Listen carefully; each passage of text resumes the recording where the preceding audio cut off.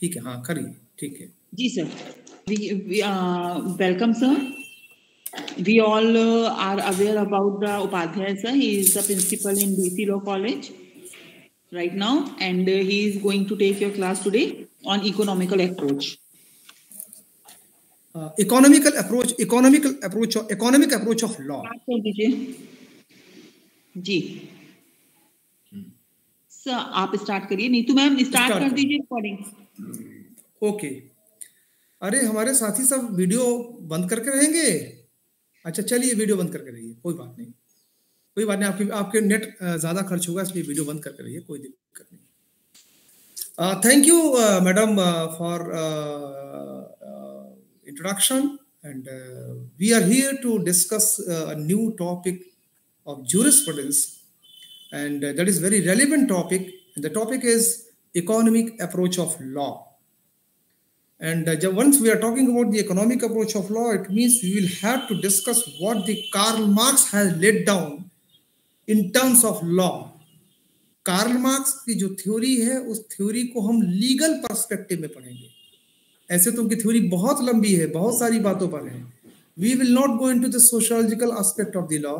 We will not go into the communist approach of the law, communist approach of this Marxist theory. Rather, we will discuss his theory in terms of law.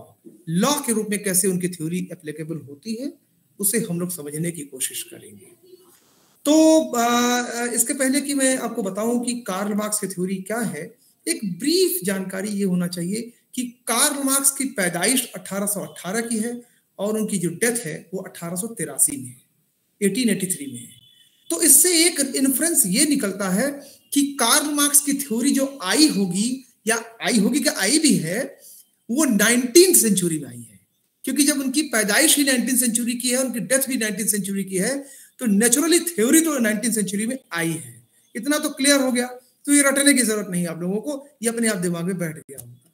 अब आई कब? ये mid of 19th century में आई, यानी 19वीं शताब्दी के मध्य में उनकी थ्योरी आई है। अब उनकी जो थ्योरी है वो जब आई तो उस समय महत्वपूर्ण चीज ये था कि दो चीजें पैरेलल चल रही थी, दो चीजें साथ साथ चल रही थी। वो दो बातें क्या थी? The first one was the liberalism, उदारवाद, and the second thing was capitalism, पूंजीवाद। ये दोनों चीजें साथ साथ चल रही थी।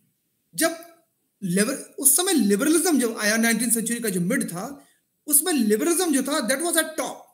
वो उदारवाद जो था अपने उत्कर्ष पे था, चरमोत्कर्ष पे था। अब समझता है कि जब मैं कहता हूं कि उदारवाद की बात करता हूं या लिबरलिज्म की बात करता हूं, तो आप लोग नोट भी करिएगा, भले रिकॉर्डिंग चल रहा हो। नोट करते रहने से बहुत सारी चीजें आपके दिमाग में बैठती हैं। जब आप नोट्स लेके बैठते हैं, नोट करते रहिएगा। तो जब लिबरलिज्म की बात करते हैं या उदारवाद की बात करते हैं, तो उसमें कुछ इसके बेसिक एलिमेंट्स होते हैं, कैरेक्टरिस्टिक होता है उदारवाद का। यानी जब हम कहते हैं उदारवाद था, तो क्या क्या चीजें उसमें घट रही थी, ये आपके दिमाग में बैठ जाना चाहिए। तो मैं आपको लिबरलिज्म की बात पहले क्लियर कर दूं कि लिबरलिज्म में जब उदारवाद चल रहा था तो उसमें होता क्या था। उसमें जो है उदारवाद में ह्यूमन बीइंग को, यानी मानव को एक रेशनल बीइंग माना जाता था, एक बुद्धिमान प्राणी या विवेकशील प्राणी माना जाता था।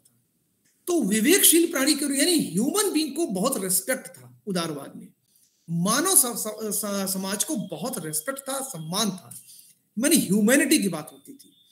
और दूसरी ओर जो सोशल इंस्टीट्यूशंस थे, ठीक है ना, उनके बारे में यह कहा जाता था कि दीज सोशल इंस्टीट्यूशंस, सामाजिक जो संस्थाएं जितनी भी थी, those were outcome of the collective efforts of humans.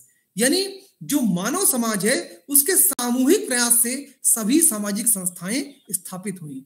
इसका मतलब कि वहां पर जो अप्रोच था उस लिबरलिज्म के समाज में, लिबरलिज्म के जमाने में, वहां पर मानव मिल करके काम करने में बिलीव करता था। यानी व्यक्ति विशेष का बोलबाला नहीं था, संपूर्ण समाज के सारे लोगों का सामूहिक रूप से योगदान होता था। यानी व्यक्ति विशेष महत्वपूर्ण नहीं होता था, जिसे कहते हैं पर्सनालिटी कल्ट। व्यक्ति की पूजा नहीं होती थी, बल्कि व्यक्ति के सारे लोग मिल करके काम करते थे, इस बात की पूजा होती थी। यानी ह्यूमनिज्म को काफी जो है प्रमोट करने की कोशिश लिबरलिज्म में की गई। तीसरी चीज यह है कि जब हम कहते हैं ह्यूमनिज्म को प्रमोट करने की बात करते हैं, तो हम ये कहते हैं कि उस समय लिबर्टी ऑफ इंडिविजुअल्स बहुत ज्यादा था। व्यक्ति विशेष को स्वतंत्रताएं बहुत ज्यादा दी गई, और इसलिए जो इंडिविजुअल्स की लिबर्टी थी, that had a great importance at the age of liberalism. जब उदारवाद का युग चल रहा था तो उस समय जो व्यक्ति की स्वतंत्रताएं थी उस पर उसको बहुत ज्यादा महत्व दिया गया। और यही कारण है कि हर व्यक्ति जब स्वतंत्र विचार से काम करता है तो नेचुरली वह कलेक्टिव एफर्ट्स के साथ सामाजिक संस्थाओं को, सामाजिक संस्थाएं समाज की भलाई के लिए होती हैं, तो समाज की भलाई के लिए सामाजिक संस्थाओं को अच्छे से लेकर के आगे बढ़े। तो जब सब कुछ ह्यूमन बीइंग के इंटरेस्ट में सारे काम हो रहे थे तो डेफिनेटली एक बात निकल करके आती है, वो निकल करके आती है कि जब सबको इक्वल ट्रीट किया जा रहा है, सबको फ्रीडम मिल रहा है, सब कलेक्टिवली काम कर रहे हैं, तो वहां पर एक महत्वपूर्ण बात थी, घटना थी, जो कि कैपिटलिज्म की बात जब करेंगे तो वहां दिक्कतें आपको महसूस होंगी। तो लिबरलिज्म में एक महत्वपूर्ण बात थी कि देयर वाज नो कन्फ्लिक्ट, कोई द्वंद्व नहीं था, कोई झगड़ा नहीं था। किस बात को लेकर के? दो बात को लेकर के। एक तो था सेल्फ इंटरेस्ट, निजी हित, निजी स्वार्थ कह लीजिए पहला, और दूसरा कॉमन इंटरेस्ट, सामान्य हित, है ना। एक मिनट, मैं जरा सा यूनिवर्सिटी से फोन आ रहा है, मैं बात कर लूं। हाँ प्रणाम सर।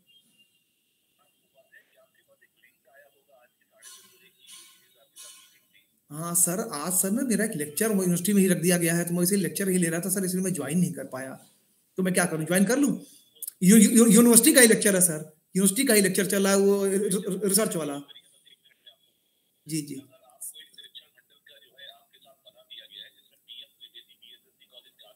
अच्छा, जी जी जी जी जी हाँ जी जी जी जी जी अच्छा ठीक है सर, मैं अभी सर फोन अभी लेक्चर के बाद मैं आपको कांटेक्ट करके फिर डिटेल जानकारी लेके मैं पीएन त्रिवेदी से बात करके उसको करता हूँ सर। ठीक है, अच्छा प्रणाम सर, प्रणाम सर। हाँ ये विश्वविद्यालय का ही फोन था, इसलिए मुझे बीच में रोकना पड़ा आपका। तो there was no conflict between self interest, निजी स्वार्थ, निजी हित, एंड कॉमन इंटरेस्ट, सामान्य हित। तो इससे निष्कर्ष क्या निकला? लिबरलिज्म में का जो उद्देश्य था वह सेल्फ इंटरेस्ट सुप्रीम नहीं था, सेल्फ इंटरेस्ट और कॉमन इंटरेस्ट दोनों मिल गए थे। यानी लोगों का जो सेल्फ इंटरेस्ट था, यानी जो निजी हित था, वो सामाजिक हित के साथ जुड़ गया। यानी लोग जो कुछ भी सोचते थे वो अपने लिए नहीं सोचते थे, वो सोचते थे कि समाज का हित हो जाएगा, देश का हित हो जाएगा, तो उसमें मेरा हित अपने आप हो जाएगा। तो सेल्फ इंटरेस्ट और कॉमन इंटरेस्ट दोनों मिलकर के साथ काम करते थे, वो था लिबरलिज्म। इस तरह का जो है उदारवाद था। तो इस उदारवादी अप्रोच के कारण जब अपनी चरम पे था, अपनी टॉप पे था, तो उस समय कार्ल मार्क्स के हिसाब से एक नई घटना साथ साथ चल रही थी, वो था कैपिटलिज्म, पूंजीवाद। साथ साथ पूंजीवाद बढ़ रहा था, पूंजीवादी लोग बढ़ रहे थे। तो ऐसी पूंजीवाद क्यों बढ़ रहा था? क्योंकि साथ साथ इंडस्ट्रियल डेवलपमेंट हो रहा था, इंडस्ट्रियल एडवांसमेंट हो रहा था। और इंडस्ट्रियल जब एडवांसमेंट हो रहा था तो इंडस्ट्रियल एडवांसमेंट में अभी बताऊंगा क्यों हो रहा था, नीचे आएंगे तो डिटेल बताएंगे आपको क्यों हो रहा था। अभी ब्रीफ में आपको केवल इंट्रोडक्शन दे रहा हूं कि व्हाट इज मार्क्सिज्म, ये बताने की कोशिश कर रहा हूं मार्क्सिज्म है क्या। तो ऐसी स्थिति में जब जो है लिबरलिज्म की बात होती है, तो लिबरलिज्म जब कैपिटलिज्म की बात होती है तो उसमें इंडस्ट्रियल एडवांसमेंट की बात होती है। तो इंडस्ट्रियल एडवांसमेंट में प्रॉपर्टी निकल के आया, क्योंकि इंडस्ट्री की बात आएगी तो उसमें इंडस्ट्री का एक एलिमेंट है प्रॉपर्टी, संपत्ति। तो प्रॉपर्टी दैट वाज जनरेटेड, ठीक है ना, इन द सोसाइटी, समाज में संपत्ति का जन्म ले लिया, लोगों के पास संपत्ति आने लगी। जब संपत्ति आएगी तो डेफिनेटली कुछ लोग रिच होंगे, जिसके पास संपत्ति आएगी, यानी कैपिटल उनके पास आएगी। जिसके पास कैपिटल आएगी तो वो कैपिटलिस्ट कहलाने लगेगा, वो कैपिटलिस्ट कहलाया भी बाद में। तो all this property that was captured, कैसे कैप्चर किया अभी हम आपको डिटेल नीचे बताएंगे, थोड़ी देर बाद बात बताएंगे। तो that was captured by few persons, जिन्हें हम फ्यूडल्स कहते हैं, सामंतवादी कहते हैं, उन्होंने कैप्चर कर लिया। और कैप्चर जब कर लिया तो नेचुरली जो नेचुरल रिसोर्सेज है, प्रॉपर्टी क्या है, भूमि क्या है, नेचुरल रिसोर्स है, प्राकृतिक संपदा है। तो नेचुरल रिसोर्सेज जब कुछ लोगों के हाथ में हो गया, प्रॉपर्टी कुछ लोगों के जब हाथ में आ जाएगा, तो बाकी लोगों को तो अपनी सर्वाइवल की रिक्वायरमेंट होगी, उनको भी तो जिंदा रहना है। अब खेत अगर सारे चंद लोगों, 5 लोगों के हाथ में हो जाए, तो खेती उन 5 लोगों के हाथ में तो नहीं रहेगा। नेचुरली और लोगों को भी भोजन, भूख लगेगी, उनको भी भोजन चाहिए। तो आखिरकार वो क्या करें, वो कहां जाए? कार्ल मार्क्स की चिंतन जो है, वो जो 5%, 7% या अधिक से अधिक 10% जिनके पास सारा कैपिटल था, सारी भूमि थी, सारे वाटर था, जब भूमि उनके पास गया तो वाटर भी उनके पास हो गया, जितने भी नेचुरल रिसोर्सेज हैं सब एक के हाथ में जब चलता चला गया, तो परिस्थितियां फिर बदलने लगी, समाज की परिस्थितियां बदलने लगी। और हुआ क्या? हुआ ये कि कहीं ना कहीं से दूसरे साइड में एक दूसरा वर्ग भी तैयार हो गया। वो वर्ग था कि पूछा भाई कि हम क्या खाएंगे जब सारी खेत आपके पास है, सारी जमीन आपके पास है, सारे नेचुरल रिसोर्सेज आपके पास है, प्राकृतिक संपदाएं आपके पास है, हम क्या करेंगे, हमारा क्या होगा? तो ऐसी स्थिति में हमारा क्या होगा, जहां सवाल खड़ा होता है, वहीं पर कन्फ्लिक्ट शुरू होता है, वहीं पर द्वंद्व शुरू होता है, झगड़े शुरू होते हैं। तो जब एक कन्फ्लिक्ट होता है, तो उसी कन्फ्लिक्ट का सलूशन देने की कोशिश कार्ल मार्क्स करता है अपने सिद्धांत के माध्यम से। वो सिद्धांत क्या है, अभी हम देखने की कोशिश करेंगे। इतनी बातें आप लोगों को क्लियर हो गई, तो मैं आगे बढ़ूं? जी सब क्लियर है। क्लियर है, अच्छा जी। अब जो है हम लोग ये देखने की कोशिश करेंगे कि कैसे, अच्छा वो कहते हैं कि जो रोल ऑफ लिबरलिज्म है, ठीक है ना, कार्ल मार्क्स के हिसाब से कि जो रोल ऑफ लिबरलिज्म था, जो लिबरल अप्रोच था, जहां की सेल्फ इंटरेस्ट और कॉमन इंटरेस्ट बराबर था, एक ही था, एक ही मानते थे लोग, ह्यूमनिज्म को प्रमोट करते थे, उसने जो है, जो लिबरलिज्म था, that created a ray of hope for the welfare of the human being and their freedom. जो लिबरलिज्म था, वह लोगों के कल्याण और उनकी स्वतंत्रता के लिए एक नई आशा की किरण थी कि हम आगे बढ़ेंगे, जितना उतना हमारी कल्याण होगा, जो और साथ साथ लोगों को स्वतंत्रताएं और बढ़ेंगी। लेकिन कार्ल मार्क्स का कहना है, जैसे जैसे कैपिटलिज्म आया, लोग अपनी ओर प्रॉपर्टी यानी संपत्ति को, यानी कहिए कैपिटल को, यानी कहिए जो भी कहिए संपत्ति को, पूंजी को अपने पास जब खींच लिए, कैप्चर कर लिए, तो तब जाकर के जो लिबरलिज्म की जो विचारधारा थी, जो उदारवादी विचारधारा थी कि सारे ह्यूमंस एक जैसे हैं, सारे ह्यूमंस का कल्याण होना चाहिए, सारे ह्यूमंस को फ्रीडम मिलना चाहिए, ये वॉश आउट हो गया, ये धूल धूसरित हो गया। इसका जो कॉन्सेप्ट था, इसकी जो अवधारणा थी, वो बेकार होने लगा। तो इसलिए कैपिटलिज्म जो है, वो सारी समस्या की जड़ थी। तो कैपिटल की बात जब करते हैं, तो कैपिटल मींस इकोनॉमी, ठीक है, अर्थतंत्र, यानी इस अर्थतंत्र ने सारी समस्याओं को जन्म दिया। फिर कार्ल मार्क्स उसको जोड़ते हैं कि जब समस्या को जन्म मिला, तो कैसे लॉ और कैसे स्टेट ने जन्म लिया। फिर कार्ल मार्क्स उसको आगे क्लियर करेंगे, हम आपको अभी थोड़ी देर में बता रहे हैं। तो इतनी बातें क्लियर हो गई? ओके, नहीं क्लियर होगा तो आप मुझे बीच में रोक सकते हैं, मुझसे पूछ सकते हैं, दिक्कत नहीं महसूस करिएगा, ठीक है, आपका पूरा अधिकार है। अब आप आइए कि मार्क्सिस्ट अप्रोच में को अगर हम अभी तक तो इंट्रोडक्टरी पार्ट दिया कि कार्ल मार्क्स कैसे कैपिटलिज्म की बात करता है, कैसे कैपिटलिज्म के थ्रू लॉ एंड स्टेट की बात करने की कोशिश करता है। अब हम पूरी थ्योरी को, the whole theory of Karl Marx, if we study the whole theory of Karl Marx, then we can categorize the whole theory of Karl Marx into 4 categories. पूरी थ्योरी को, कार्ल मार्क्स के पूरी theory को हम 4 category में बांट सकते हैं, ठीक है। पहला जो है नेचुरल सोसाइटी, प्राकृतिक समाज। दूसरा है बुर्जुआ सोसाइटी, इसको कहते हैं, इंग्लिश में कहते हैं बुर्जुइज, है ना, यानी बुर्जुआ सोसाइटी, यानी जो बुर्जुआ का मतलब होता है कैपिटलिस्ट, पूंजीपति वर्ग, ठीक है, कैपिटलिस्ट सोसाइटी, जहां पर पूंजीपति वर्ग का बोलबाला होगा, जहां पूंजीपति वर्ग डोमिनेट करेंगे, क्लियर। तीसरा है, ठीक है, प्रोलेटेरिएट सोसाइटी, यानी प्रोलेटेरिएट सोसाइटी को हिंदी में कहते हैं सर्वहारा वर्ग। हम जब सर्वहारा शब्द इस्तेमाल करते हैं वो थोड़ा टफ लगता है आपको सुनने में। हम अगर सामान्य इसको करें और आसान कर दें तो इसका मतलब लेबर क्लास सोसाइटी, ठीक है, लेबर क्लास सोसाइटी, यानी जो मजदूर वर्ग हैं, श्रमिक वर्ग हैं, उस तरह के समाज की बात करेंगे। हम हर समाज में लॉ का, स्टेट का क्या रोल होगा उसे देखने की कोशिश करेंगे according to Karl Marx. Clear?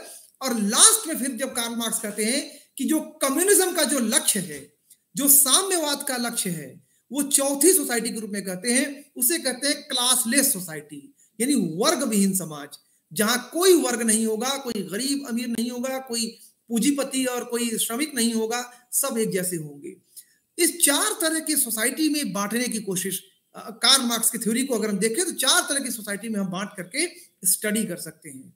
तो पहला हम फिर से गिनाते रहे, नेचुरल सोसाइटी, दूसरा बोर्जोइस यानी बुर्जुआ सोसाइटी, तीसरा प्रोलेटेरिएट यानी सर्वहारा यानी लेबर क्लास सोसाइटी, और चौथा है क्लासलेस सोसाइटी। इतनी बातें क्लियर हो गई आप लोगों को? Yes sir, clear. अच्छा, अब मैं एक एक करके बताता हूं। कार्ल मार्क्स के हिसाब से मैं आपको उदाहरण थोड़ा सा डेली लाइफ का दूंगा जो हमारे आपके जीवन में घटता है, तो आप कार्ल मार्क्स को और आसानी से समझ जाएंगे, उनकी इकोनॉमिक अप्रोच को और अच्छे से समझ जाएंगे in terms of law and state. ठीक है, उसे समझेंगे हम लोग अच्छे से समझ जाएंगे। तो देखिए, नेचुरल सोसाइटी जो है में आते हैं। कार्ल मार्क्स की थ्योरी को अगर हम पढ़ें, पूरा समझने की कोशिश करें और सामान्य भाषा में समझने की कोशिश करें, बहुत टेक्निकल अगर नहीं हो, तो एक बात निकल के आता है कि उनकी थ्योरी में वो कहते हैं कि देखिए, सोसाइटी जो इंसान था, ह्यूमन बीइंग था, वो पहले नेचुरल सोसाइटी में रहता था, प्राकृतिक समाज में रहता था। तो प्राकृतिक समाज का नेचर क्या था? What was the nature of the natural society? It was very clear.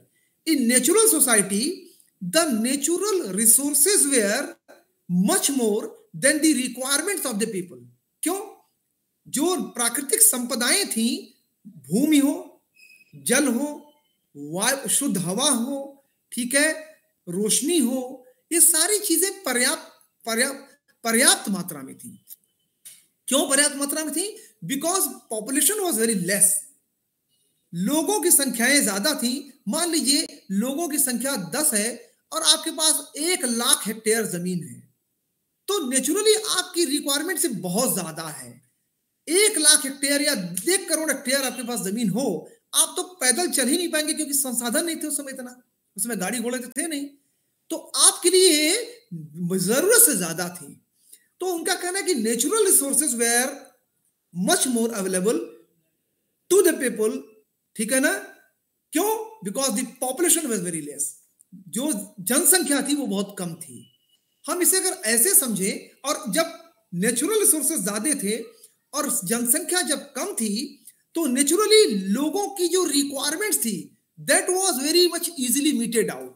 लोगों की आवश्यकताएं जो थी, अब जब मैं कह रहा हूं कि नेचुरल रिसोर्सेज, तो वो कैपिटल है, भूमि कैपिटल है, जल कैपिटल है, ठीक है, ये सब कैपिटल है। इकोनॉमी है, उससे इकोनॉमी जुड़ी हुई है। तो इकोनॉमिक रिसोर्सेज ज्यादा थी और लोगों की आवश्यकताएं कम थी, क्योंकि पॉपुलेशन कम था। तो ऐसी स्थिति में अगर हम उदाहरण, तो ऐसी स्थिति में जब नेचुरल रिसोर्सेज ज्यादा होंगी और लोगों की संख्या कम होंगी, तो क्या आप लोग बताएंगे, अब क्या लोगों के बीच में नेचुरल रिसोर्सेज को लेकर कन्फ्लिक्ट होगी, झगड़ा होगा? नहीं होगा सर। नहीं होगा। Very nice. जब आप जवाब देते हैं तो लाइव हो जाता है क्लास। तो नहीं होगा, क्योंकि नेचुरल रिसोर्सेज, अब उदाहरण आपको देते हैं, आपको 2 रोटी की भूख है, ऐसे लोगों की संख्या 10 है, रोटियां आपके पास अवेलेबल हैं 10,000, ठीक है। अब जब 10 लोगों को 2-2 रोटी की भूख है, 20 रोटी की कुल भूख है, तो क्या रोटियों को लेकर के आप एक दूसरे से झगड़ेंगे? नो सर, नहीं झगड़ेंगे ना, क्योंकि नेचुरल रिसोर्सेज आपके जो है, that is available more than the requirement of the people. नहीं झगड़ेंगे। इसका मतलब हो गया, वहां पर जो इकोनॉमी है वो कंफ्लिक्ट नहीं होने दे रही अभी तक, क्योंकि नेचुरल रिसोर्सेज ज्यादा हैं, ठीक है, सबको इजीली अवेलेबल है, लोग नेचुरली रह रहे हैं, तो वहां पर कोई कंफ्लिक्ट नहीं होगा। आप लोग कभी ट्रेन में चढ़े होंगे ना? जब ट्रेन में चढ़े होंगे तो कभी ऐसा भी ट्रेन आपको मिला जिस ट्रेन में सारी सीटें खाली हो, आप या इक्का दुक्का लोग और हो? कभी ऐसा ट्रेन आप लोगों को मिला? बहुत कम मिला है सर। बहुत कम मिला है, हमें मिला है। तो जब आप ट्रेन में चढ़ते हैं और आपको सारी सीटें खाली मिले, या बस में बैठ जाइए सारी सीटें खाली मिले, तो आपको समझ में नहीं आता कि इस सीट पे बैठे या उस सीट पे बैठे। आप बंदर की तरह उछलते रहते हैं, कभी इधर बैठते हैं कभी उधर बैठते हैं। ठीक है, ये क्यों ऐसा होता है? क्योंकि आपकी जो रिक्वायरमेंट है उससे कहीं ज्यादा नेचुरल रिसोर्सेस अवेलेबल है। करेक्ट? तो जब रिसोर्सेस अवेलेबल है, रिक्वायरमेंट आपकी फुलफिल हो रही है, आप ज्यादा है, तो ऐसी स्थिति में कंफ्लिक्ट होने के चांसेस नहीं है। लेकिन वहीं बस भरा हो तो कहेंगे भाई साहब थोड़ा सा खिसक लीजिए, मैं भी बैठ जाऊं। और बेचारा थोड़ा सा खिसकता है, फिर उसको कायदे से आप खिसका देते हैं। तो जब कायदे से जैसे खिसकाते हैं तो कंफ्लिक्ट शुरू हो जाता है, वो झगड़ने लगता है। तो जब कंफ्लिक्ट नहीं होगा तो फिर क्या होगा? वहां पर ना आपको लॉ की आवश्यकता है और न किसी प्रकार के सरकार यानी स्टेट की आवश्यकता है। तो कार्ल मार्क्स भी यही कहता है, in natural society there is no need of law and the state. प्राकृतिक समाज में लॉ का और स्टेट का, कानून का और राज्य का कोई रेलेवेंस नहीं है, कोई आवश्यकता नहीं होती, because there is no conflict at all. कोई द्वंद्व वहां नहीं है, कोई झगड़ा वहां पर नहीं है। इसलिए किसी प्रकार का की कोई आवश्यकता नहीं होती। तो ऐसी स्थिति में दो बात निकल के आई, there is no need of law and two there is no need of the state. ठीक है, राज्य की कोई आवश्यकता नहीं महसूस होती और न ही राज्य में सरकार की कोई आवश्यकता महसूस नहीं है, क्योंकि किसी को रेगुलेट करने की जरूरत ही नहीं है, सब नेचुरल तरीके से रह रहे हैं। और जब रेगुलेट करने की जरूरत नहीं है तो रेगुलेट करने का जो टूल है, जो यंत्र है, वह कानून की भी आवश्यकता नहीं है। तो दोनों तरफ से नेचुरल सोसाइटी में दोनों चीजों की आवश्यकता नहीं होती। ये बात है कार्ल मार्क्स कहते हैं नेचुरल सोसाइटी में। तो अभी तक कोई समस्या हमारे सामने नहीं आई, कार्ल मार्क्स की थ्योरी की बहुत रिक्वायरमेंट यहाँ पे नहीं है। समस्या आएगी बुर्जुआ सोसाइटी में, बुर्जुआ समाज में। बुर्जुआ समाज में अब कहते हैं, कार्ल मार्क्स कहते हैं कि अब यहां से आगे बढ़िए। घटना क्या घटी? जैसे जैसे लोग बढ़ते चले, समय बढ़ता चला गया, so with the passage of time the population of the country, या you may say population of the universe, the whole world, that increased with the changing time. समय के परिवर्तन के साथ साथ क्या हो गया? लोगों की जनसंख्या बढ़ी। क्लियर? अब रोटी खाने वाले जो 10 थे उनकी संख्या हो गई 1000। क्लियर? 2-2 रोटी ही वो खाते हैं, उनकी संख्या, खाने वालों की संख्या, रोटी की खपत होने वाली संख्या 2000 हो गई। यानी जब संख्या 2000 हो गई, इसका मतलब अब जिस बस पे आप बैठे थे खाली था, अब वो भर गया, अब वो भरने लगा है। आपको लगा कि अब तो आधी बस भर गई है। तो कार्ल मार्क्स कहते हैं उसमें से कुछ समझदार लोग आगे आए, बुद्धिमान लोग, या उनकी भाषा या सामान्य भाषा में कह लीजिए चालाक लोग, ठीक है ना, आगे आए, जिनके लिए सेल्फ इंटरेस्ट सुप्रीम हो गया। ध्यान रखिएगा, लिबरलिज्म के खिलाफ है। लिबरलिज्म सेल्फ इंटरेस्ट को प्रोटेक्ट नहीं कर रहा है। लिबरलिज्म में कॉमन इंटरेस्ट को ही, हर आदमी, आम जनता के इंटरेस्ट को, अपने इंटरेस्ट को माना जा रहा है। वहां सेल्फ इंटरेस्ट को कोई महत्व नहीं दिया जा रहा। यहां पर सेल्फ इंटरेस्ट क्रिएट हुआ, यानी लिबरलिज्म से लोग डेविएट हो रहे हैं। अकॉर्डिंग टू कार्ल मार्क्स वो डेविएट हो रहे हैं, विमुख हो रहे हैं, और किस ओर बढ़ रहे हैं? सेल्फ इंटरेस्ट की ओर बढ़ रहे हैं। कॉमन इंटरेस्ट से सेल्फ इंटरेस्ट की ओर बढ़ रहे हैं। जब सेल्फ इंटरेस्ट की ओर बढ़े तो लोग धीरे धीरे, जो बुद्धिमान थे, ताकतवर थे, वो जमीन को, पानी को, इन चीजों को कब्जा करना चालू कर दिए। मैंने अभी थोड़ी देर पहले आपको बताया था कि ये सारे जो प्रॉपर्टी जनरेट हुआ उसको कैप्चर किया जाने लगा, ऑक्युपाई किया जाने लगा, यानी कब्जा किया जाने लगा। तो जब कब्जा किया जाने लगा तो हुआ क्या? उन बुद्धिमान लोगों की जो संख्या, किसी भी सोसाइटी में बुद्धिमान लोगों की संख्या कितने परसेंट होगी आप बताएंगे?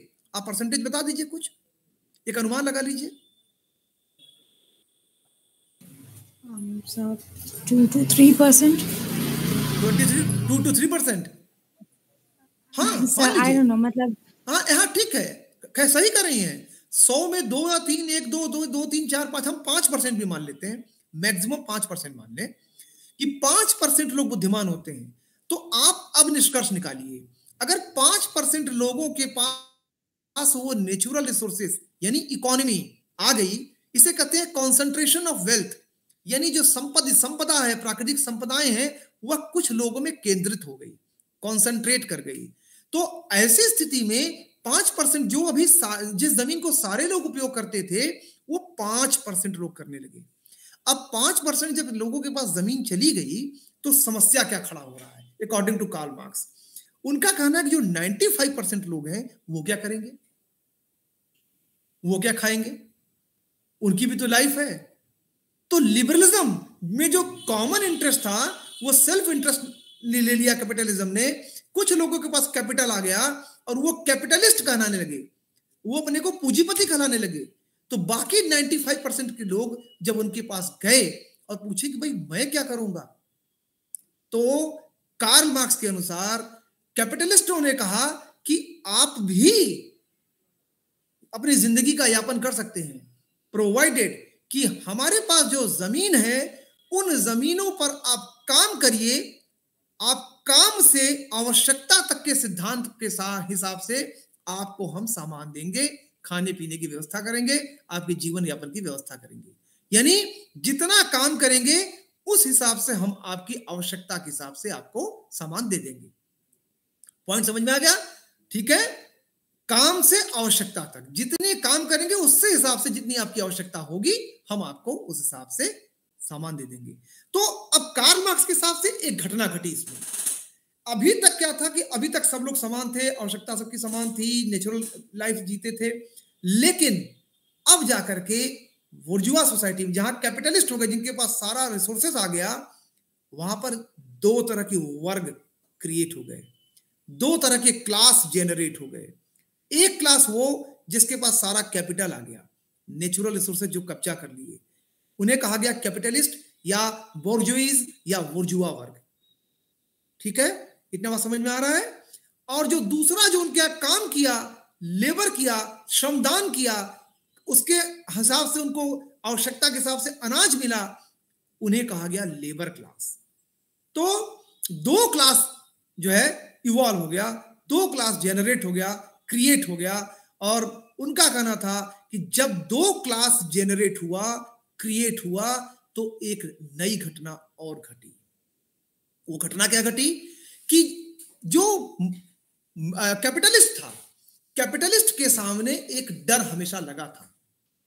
वो डर क्या था? He was in fear at all times. क्या था फियर?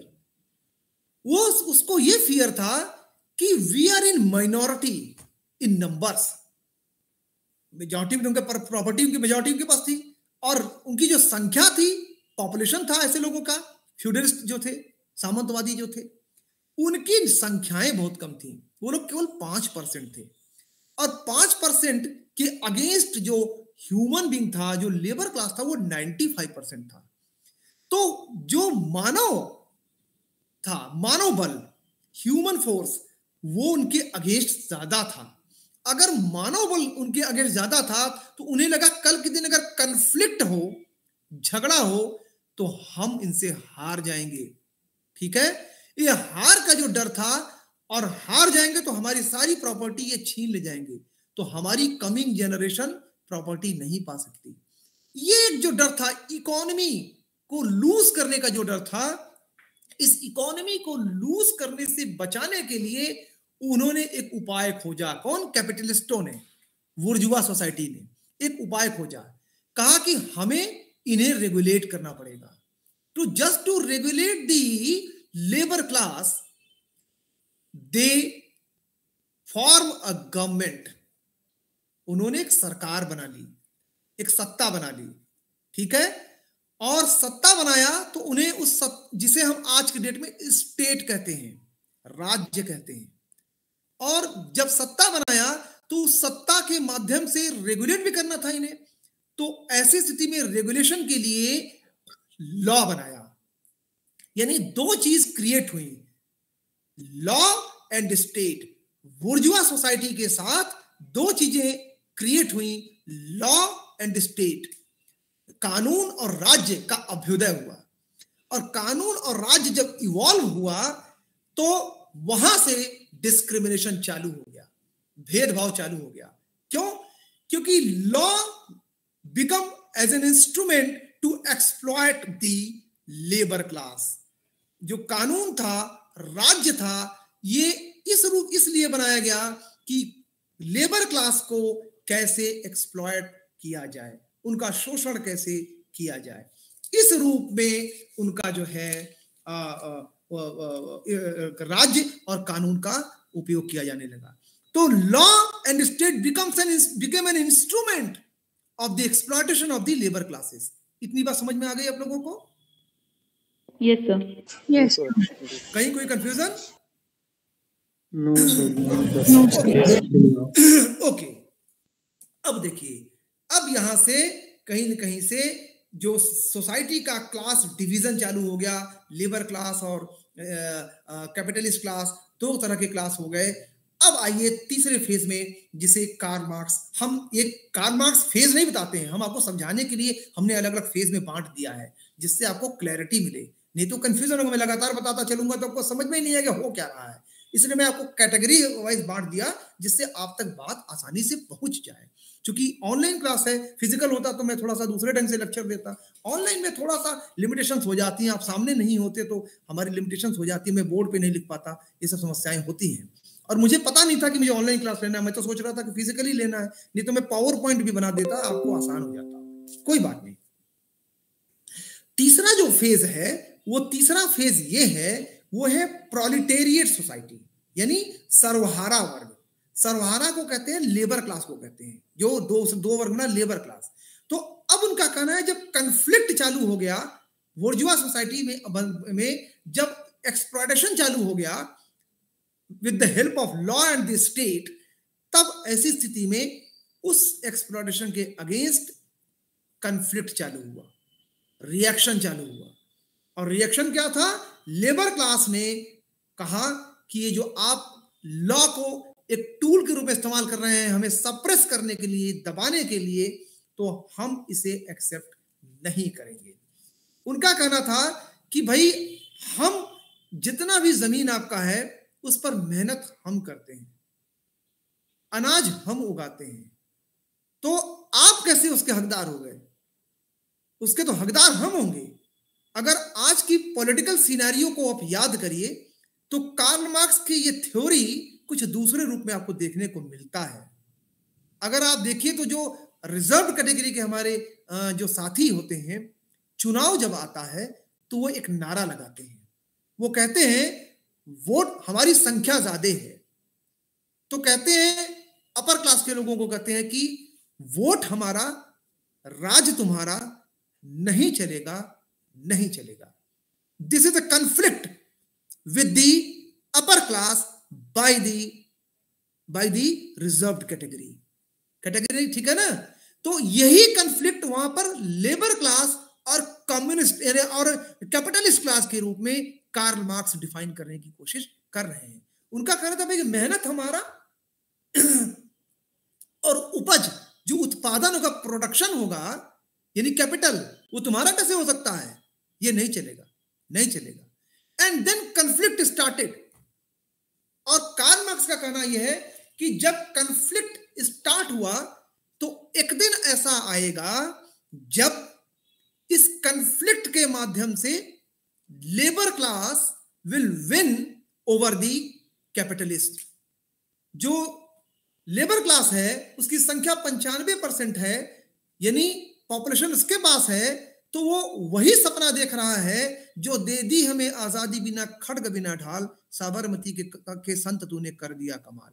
यानी ह्यूमन फोर्स के थ्रू वो मानकर चल रहा कि ह्यूमन फोर्स कन्फ्लिक्ट करेगा कैपिटलिस्ट सोसाइटी से, उस सत्ता से झगड़ेगा, लड़ेगा अपने हक के लिए, और एक दिन ऐसा आएगा जब वो जीतेगा इस कॉन्फ्लिक्ट में, और जीतने के बाद केवल एक क्लास बचेगा, एक वर्ग बचेगा, वह है लेबर क्लास, और कोई वहां पर कैपिटलिस्ट क्लास नहीं होगा, और जितने भी नेचुरल रिसोर्सेज होंगे वो इक्वली सब में डिस्ट्रीब्यूट हो जाएगा। इतनी पॉइंट समझ में आ गई? सर कहीं कोई कंफ्यूजन है आप लोगों को? सर क्लियर क्लियर है, गुड। तो अब मैं आगे बढ़ रहा हूं। तो अब इसमें घटना क्या घटी? जब वो कहते हैं कि जब वो जीत जाता है तो जीतने के बाद नया क्लास शुरू हो जाता है, उसे कहते हैं क्लासलेस सोसाइटी, क्योंकि एक ही वर्ग बचा, अब कोई वर्ग तो बचा नहीं, तो उसे कहते हैं वर्ग विहीन समाज। अब यहां पर कैपिटलिस्ट क्लास नहीं रह गया, एक ही क्लास बचा, तो एक वर्ग है तो फिर वर्ग रहा ही नहीं, सब एक जैसे हो गए, तो ये वर्ग विहीन समाज हो गया। यानी उनका कहना है जो साम्यवाद है, जो कम्युनिज्म है, उसका लक्ष्य यही है कि वो वर्ग विहीन समाज की स्थापना करे, ठीक है ना? To establish a classless society, this is the goal that is to be achieved by the theory of the communism, या you may say economic approach of law, इसके माध्यम से। तो अब कहते हैं कि जब क्लासलेस सोसाइटी इवॉल्व हो जाता है तो वहां पर आकर के फिर वो कहते हैं कि जब क्लासलेस सोसाइटी हो गई, वर्ग कोई है ही नहीं, उसके बीच में तब कन्फ्लिक्ट होगा ही नहीं, तो जब कन्फ्लिक्ट नहीं होगा, वर्ग है ही नहीं, कन्फ्लिक्ट होगा ही नहीं, तो ऐसी स्थिति में लॉ की फिर से जरूरत नहीं रह जाएगी। क्लियर? जब लॉ की जरूरत नहीं है तो किस बात के लिए स्टेट की जरूरत होगी? तो कहते हैं law and state shall wither away, यानी जो लॉ है, कानून है और राज्य है, ये विलुप्त हो जाएंगे, इनकी कोई आवश्यकता नहीं रह जाएगी, और फिर से एक साम्यवादी व्यवस्था, सब लोग समान रूप से रहना चालू कर देंगे, यानी एक सोशलिस्ट पैटर्न, सोशलिस्टिक पैटर्न का समाज बन जाएगा, और वहां पर कोई भी वर्ग, कोई भी क्लास नहीं होगा, कोई भी राज्य नहीं होगा, कोई भी सरकार नहीं होगी, कोई भी लॉ नहीं होगा। तो लॉ एंड स्टेट का जो रोल है वह समाप्त हो जाएगा after the emergence of classless society. इतनी बात क्लियर हो गई? यस।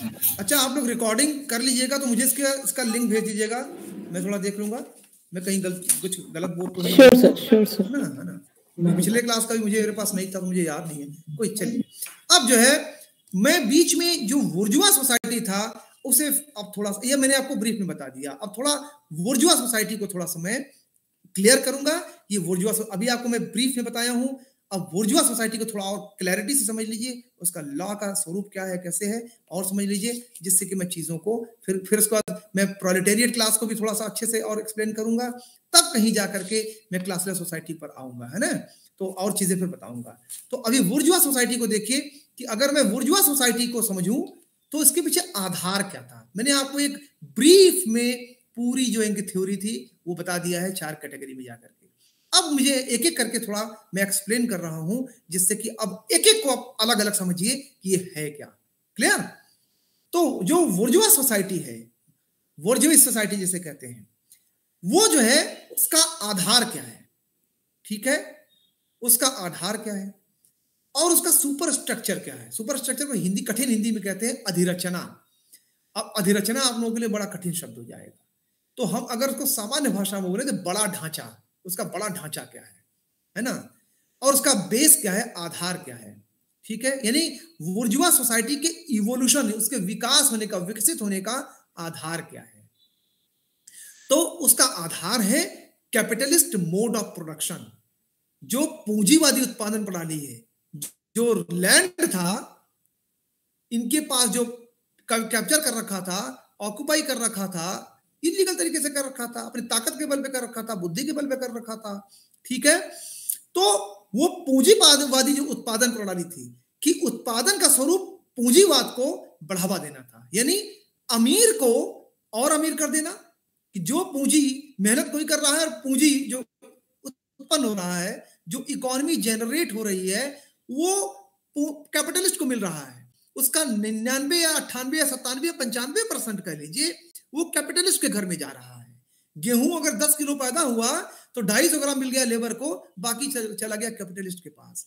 तो क्या हुआ, कैपिटलिस्ट के पास जब गया, एक मिनट, हाँ प्रणाम सर, हाँ भेज देंगे सर, मैं आपको एक व्हाट्सएप करूंगा, उसे सर देखिएगा, और सर मैं उसके बाद सर आपसे बात करूंगा सर, थोड़ी देर अभी क्लास ले रहा हूँ, थोड़ी देर बाद बात करूंगा, ठीक है सर? प्रणाम सर, प्रणाम सर। तो वहां पर क्या हुआ कि उत्पादन पूंजीवाद को बढ़ावा मिला। इसका परिणाम क्या हुआ? उसका परिणाम ये हुआ कि जो जिसके पास पूंजी गई यानी अमीर, वो और अमीर हुआ, और जो लेबर था वो और गरीब होता चला गया। यानी अमीर और गरीब के बीच में जो दूरी थी वो बढ़ती चली गई। कैपिटलिस्ट और लेबर क्लास के बीच जो दूरियां थी बढ़ती चली गई। आप एक बात हमेशा ध्यान रखिएगा, जब जब समाज में दूरियां बढ़ती हैं, वो किसी भी फॉर्म में हो, चाहे इकोनॉमिक फॉर्म में हो, चाहे वो सोशलिस्ट फॉर्म में हो, दूरियां बढ़ती हैं तो कन्फ्लिक्ट होता है, झगड़ा होता है, द्वंद्व होता है। ठीक है, तो इन दूरियां बढ़ती चली गई।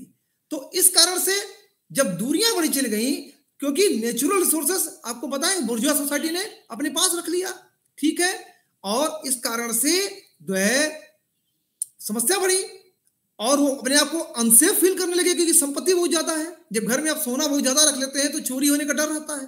जब प्रॉपर्टी अपने पास बहुत ज्यादा रख लेते हैं तो नेचुरली बाहरी तत्व जो है उस पर धावा बोल करके कभी भी आप अटैक करके आपकी चीजों को ले सकते हैं। तो एक डर का भाव उत्पन्न हो जाता है। एक बात, दूसरी ओर चले, इसका बड़ा ढांचा क्या है? ये तो बेस है, आधार है बुर्जुआ सोसाइटी के इवोल्यूशन का, कि कैपिटल इनके पास चलता चला गया। दूसरे बड़ा ढांचा क्या है, सुपर स्ट्रक्चर क्या है? बुर्जुआ है ना, डर के कारण, जो बुर्जुआ था उसके डर, बुर्जुआ नहीं लेबर क्लास, उसके डर के कारण जो है, जो कैपिटलिस्ट है, मैंने आपसे बताया ना, वो लॉ एंड स्टेट बनाता है। वो सुपर स्ट्रक्चर एक ढांचा, बड़ा ढांचा बनाता है जिससे लेबर क्लास को सप्रेस किया जा सके, दबाया जा सके। ठीक है, तो उसने क्या किया? उसने दो तरह से ढांचा तैयार किया। अभी तो वहां तो मैंने बताया आपको कि स्टेट बना दिया, लॉ बना दिया, इतना बना के मैं चुप हो गया था। अब कैसे बनाया और किस तरह का बनाया, यह बताने की कोशिश मैं आप लोगों को कर रहा हूं। उसने दो तरह का ढांचा बना, कार्ल मार्क्स के हिसाब से दो तरह का ढांचा बना। एक ढांचा है लीगल एंड पॉलिटिकल स्ट्रक्चर के रूप में, विधिक और राजनीतिक ढांचा। विधिक और राजनीतिक ढांचा जब कर रहा हूं तो इसमें दो चीजें निकल करके आती हैं। एक स्टेट बनाया, सरकार बनाया, और उस सरकार को चलाने के लिए लॉ की आवश्यकता पड़ी। तो सरकार और लॉ, स्टेट एंड लॉ, दोनों ढांचा बने, और दोनों जो बनाए गए to suppress the labour class. जो लेबर क्लास है उसको दमित करने के लिए, उसको दबाने के लिए ये बनाया गया। और दूसरा जो रास्ता अपनाया गया वो सोशलिस्टिक पैटर्न के आधार पर बनाया गया। एक तो सीधे इंटरफेरेंस है स्टेट का, अपने ही राजा बन गए, अपने ही कानून बना लिया और अपने ही दबाने की कोशिश करने लगे। कोई अगर विरोध में आवाज उठाए उसको दबा दो, कुचल दो। एक रास्ता ये अपनाया। दूसरा रास्ता अपनाया कि कैसे साइकोलॉजिकली इनको ये समझा दिया जाए कि ये हमारे दास हैं, ये हमारे लेबर नहीं, हमारे दास हैं, इनको हमारी दासता ही इनका जीवन है। ये कैसे इनके दिमाग में बैठा दिया जाए, इनवाइट कर दिया जाए, ये एक समस्या थी। तो उसके लिए कौन सा रास्ता अपनाया? उसके लिए जो रास्ता अपनाया वो था रिलीजन का, धर्म का, मॉरल्स का यानी नैतिकता का, और सोशल प्रैक्टिसेस का, यानी जिसे हम प्रथाएं कहते हैं। ठीक है, यानी कुछ ऐसी आदतें डाल दो जो उनके कंडक्ट में आ जाए और रघुकुल रीत सदा चली आई, प्राण जाई पर वचन न जाई के पैटर्न पे चलते रहे। यानी जो एक बार तय कर गया कि नहीं, राजा महाराजा का सेवा करना हमारा धर्म है, ये एक बार आपने सिखा दिया तो उस लेबर क्लास को पता लगे नहीं, बाबूजी का सेवा करना ही हमारा धर्म है। यानी उस इकोनॉमी को प्रोटेक्ट करने के लिए psychological as well as state level पर, लॉ के हिसाब से दोनों लेवल पर कहीं न कहीं से लेबर क्लास को कुचलने की कोशिश, सप्रेस करने की कोशिश की गई अकॉर्डिंग टू कार्ल मार्क्स। तो ये दो बड़े ढांचे तैयार कर दिए गए, एक तो स्टेट जो सीधा इंटरफेरेंस करती है, और दूसरा रास्ता अपनाया गया सोशलिस्टिक पैटर्न पे, समाज के रूप में अपने कई गुर्गों को छोड़ दिया गया, अपने कई रिप्रेजेंटेटिव्स को छोड़ दिया गया, एजेंट्स को छोड़ दिया गया जो धर्म के आधार पे सिखा दे।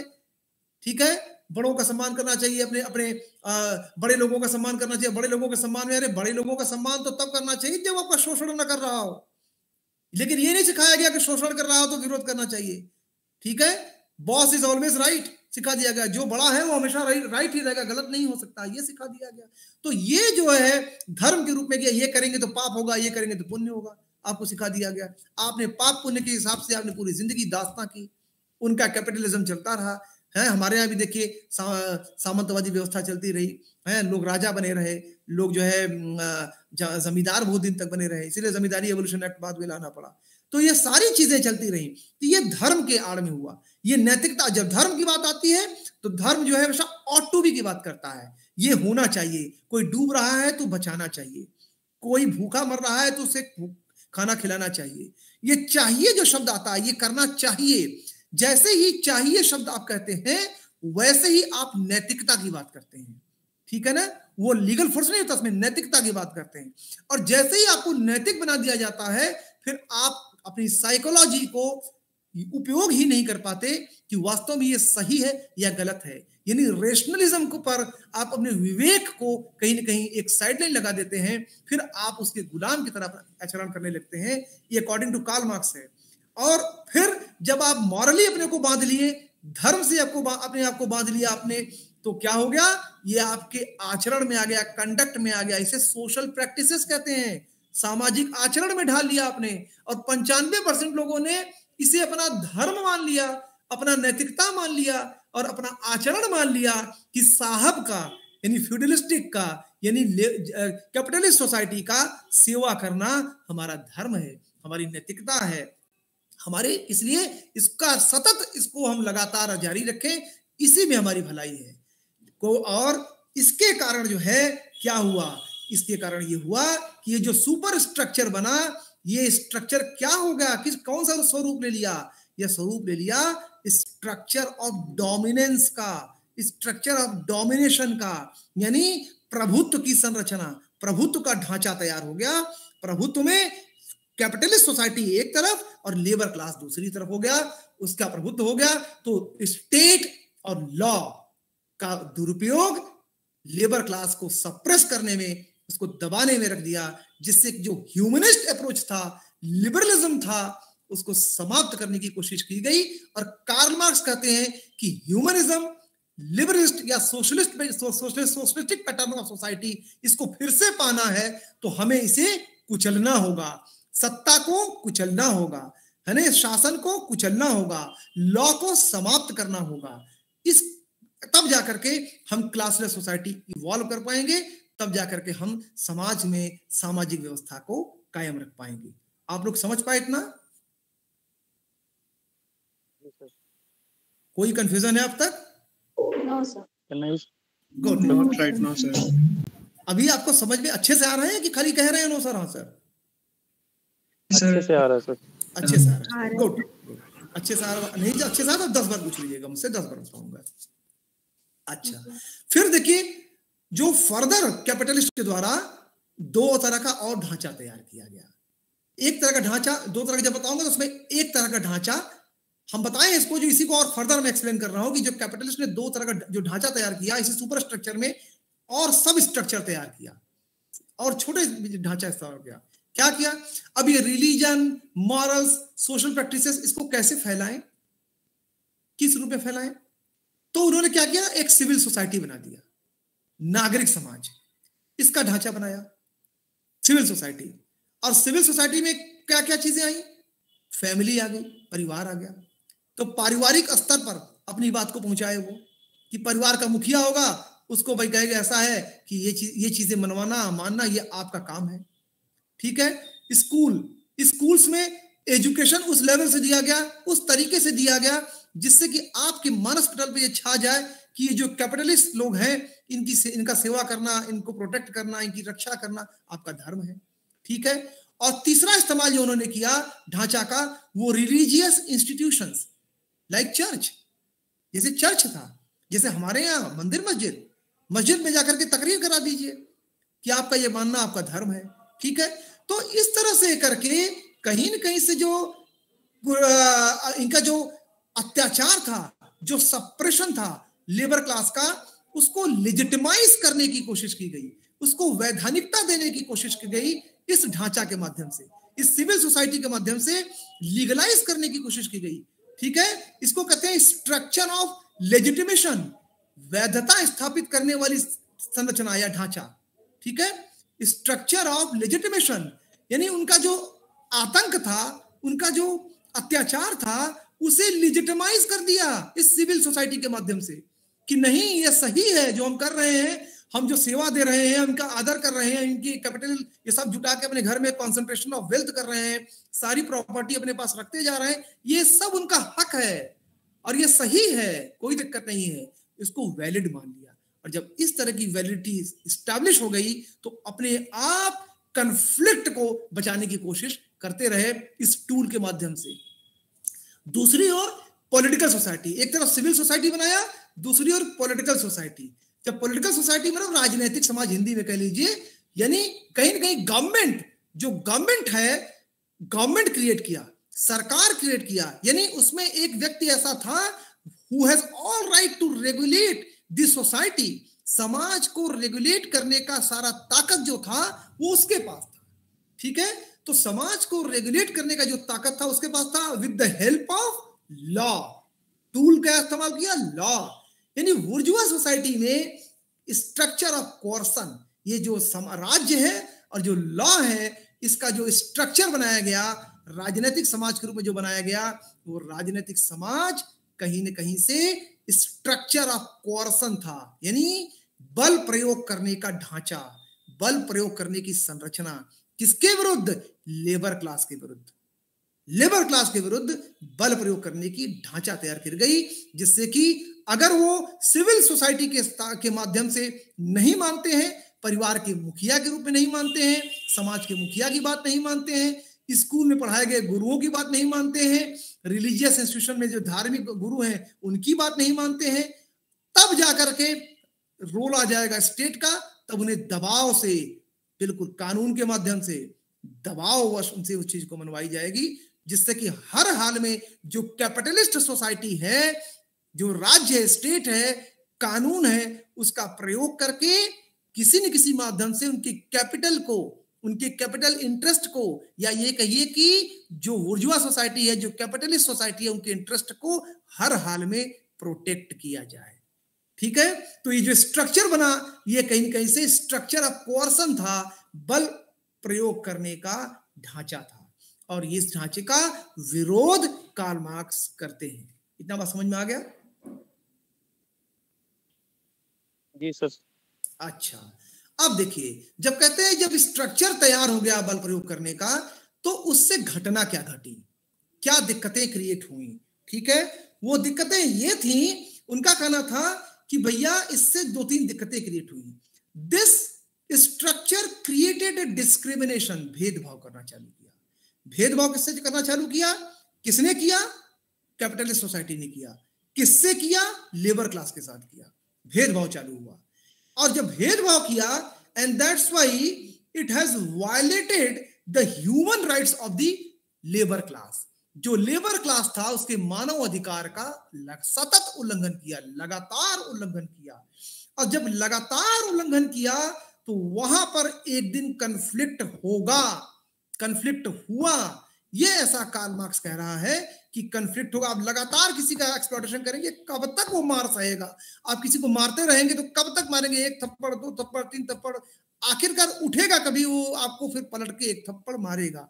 जैसे पलट कर एक थप्पड़ मारेगा, वो क्लास कन्फ्लिक्ट चालू हो जाएगा, यानी लेबर क्लास और तो उसके दो कैपिटलिस्ट दोनों के बीच में, बुर्जुआ और सर्वहारा दोनों के बीच में कन्फ्लिक्ट चालू हो जाएगा। हमने जो आपको बताया था, वोट हमारा, राज तुम्हारा, यानी मेहनत हमारा, लेबर हमारा, और अनाज तुम्हारा, यानी कैपिटल तुम्हारा, नहीं चलेगा, नहीं चलेगा।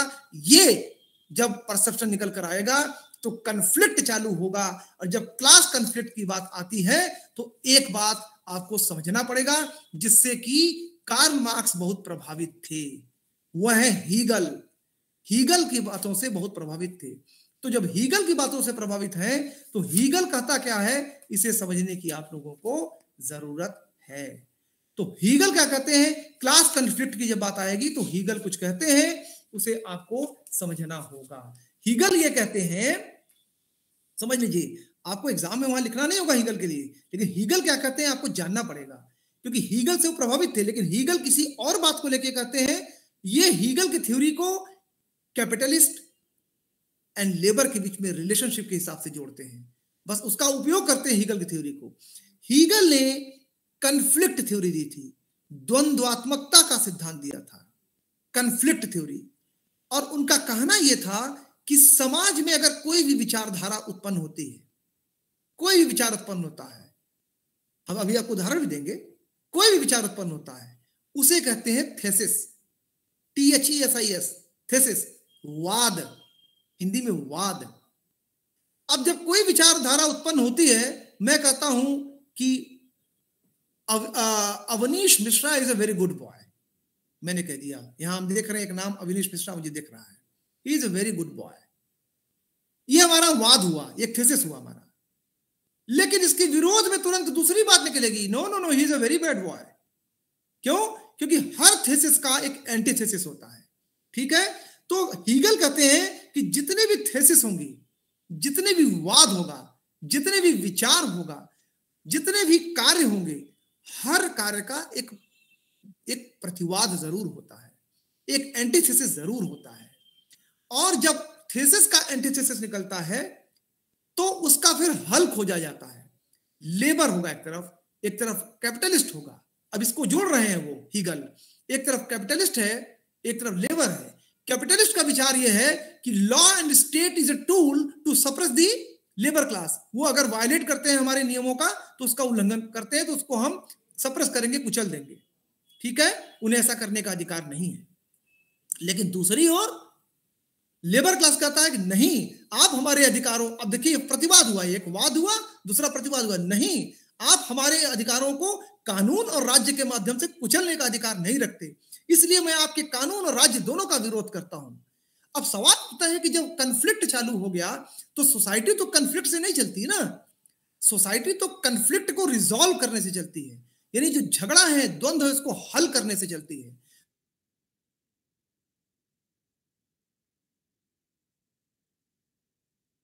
तो भी बताऊंगा मैं, लेकिन हीगल जो कहते हैं, वो हीगल ये कहते हैं कि थेसिस होता है, एंटीथेसिस होता है, वाद होता है, प्रतिवाद होता है, तो फिर हल के रूप में, सॉल्यूशन के रूप में एक नया वाद जन्म लेता है, उसे कहते हैं संवाद, यानी सिंथेसिस, इंग्लिश में कहते हैं सिंथेसिस।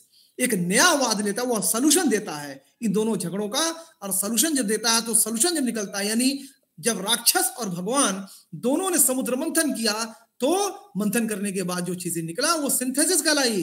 एक थेसिस था, एक एंटीथेसिस था, ठीक है, एक ने बाईं ओर खींचा रस्सी, एक ने दाईं ओर खींचा, ये तब जाके मंथन हुआ। और जब मंथन हुआ तो जो निकला वो सिंथेसिस हुआ, वो हल था, समस्या का हल था। तो इसलिए जब समस्या का हल होता है तो हीगल कहते हैं कि ये समाप्त नहीं हो जाता समस्या का हल। यानी उदाहरण लीजिए कि अगर बाईं, मान लीजिए कि हम कहें एक वाद निकला, एक विचार निकला कि घड़ी का जो पेंडुलम है, एक ने कहा कि बाईं ओर ज्यादा जाती है, तब जाकर के घड़ी सही समय बताता है, ठीक है, एक विचार ये निकला। दूसरे ने कहा नहीं नहीं, घड़ी जो है का पेंडुलम बाईं ओर नहीं, दाईं ओर जब ज्यादा जाती है, इसे कहते हैं ऑस्किलेशन करना, दोलन करना, हिंदी में दोलन कहते हैं, इंग्लिश में ऑस्किलेशन कहते हैं, आप लोग साइंस पढ़ेंगे जानते होंगे। दाईं ओर ऑस्किलेट ज्यादा करेगा तब जाकर के घड़ी सही समय बताएगी। अब दो विचारधाराएं आ गई, कन्फ्लिक्ट चालू हो गया, एक वाद था, दूसरा उसका प्रतिवाद था, ठीक है, एक थेसिस था, दूसरा एंटीथेसिस था। तो अब इसका सलूशन जो है, जब आप रिसर्च करते हैं, आप रिसर्च करना चालू करेंगे, यही तो करते हैं, वाद प्रतिवाद आपके सामने होते हैं, थेसिस एंटीथेसिस होता है। एक आप हाइपोथेसिस लेके चलते हैं, रिसर्च में आप लोग हाइपोथेसिस जानते हैं ना, एक परिकल्पना लेकर चलते हैं, मानकर चलते हैं कि ये है, अब उसके इर्द गिर्द आप जो है ऑब्जर्वेशन लेना चालू करते हैं। जब ऑब्जर्वेशन लेते हैं तो आपका जो वाद था, जो हाइपोथेसिस था, उससे डेविएट करता हुआ आपको ऑब्जर्वेशन मिल रहा है, वो प्रतिवाद हो गया, ठीक है। फिर जब एनालिसिस करते हैं तो संवाद होता है, इसका हल निकालते हैं आप एनालिसिस करने के बाद, ये संवाद होता है, रिसर्च में ये होता है। तो यही हीगल कर रहे हैं कि थेसिस एंटीथेसिस, उसका जब कॉन्फ्लिक्ट का सॉल्यूशन निकलता है तो सिंथेसिस कहलाता है। लेकिन फिर कहते हैं यहां पर कि ये एंड नहीं हो जाता, यहां पर ये कंटिन्यूइंग प्रोसेस है। जब सिंथेसिस निकलता है, एक सॉल्यूशन निकलता है, वो फिर एक तरह से वाद बन जाता है, फिर उसके विरोध में कुछ लोग नए खड़े होते हैं, फिर वो प्रतिवाद होता है, फिर सिंथेसिस निकलती है, उस कॉन्फ्लिक्ट का फिर सॉल्यूशन निकलता है।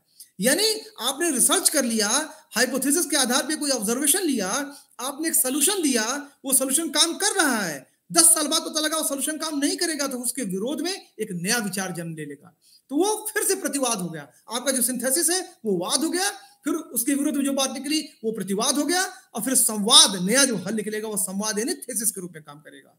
ठीक है, सिंथेसिस के रूप में काम करेगा। तो हीगल ने कॉन्फ्लिक्ट थ्योरी दी और कहा ये प्रक्रिया, ये प्रोसेस तब तक चलता रहेगा जब तक कि एब्सोल्यूट ट्रुथ की प्राप्ति न हो जाए, यानी पूर्ण सत्य की प्राप्ति न हो जाए, यानी वो सब समस्या था उसका संपूर्ण हल न मिल जाए, तब तक ये कॉन्फ्लिक्ट चलता रहेगा।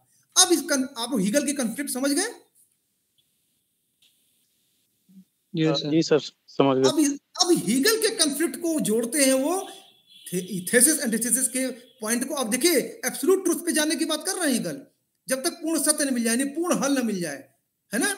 अब यहां पर ये यही कह रहे हैं, जो झगड़ा है थेसिस और एंटीथेसिस क्या है, लेबर क्लास और कैपिटलिस्ट सोसाइटी की। कैपिटल को लेकर झगड़ा है, ये कैपिटल सबको इक्वली डिस्ट्रीब्यूट होना चाहिए।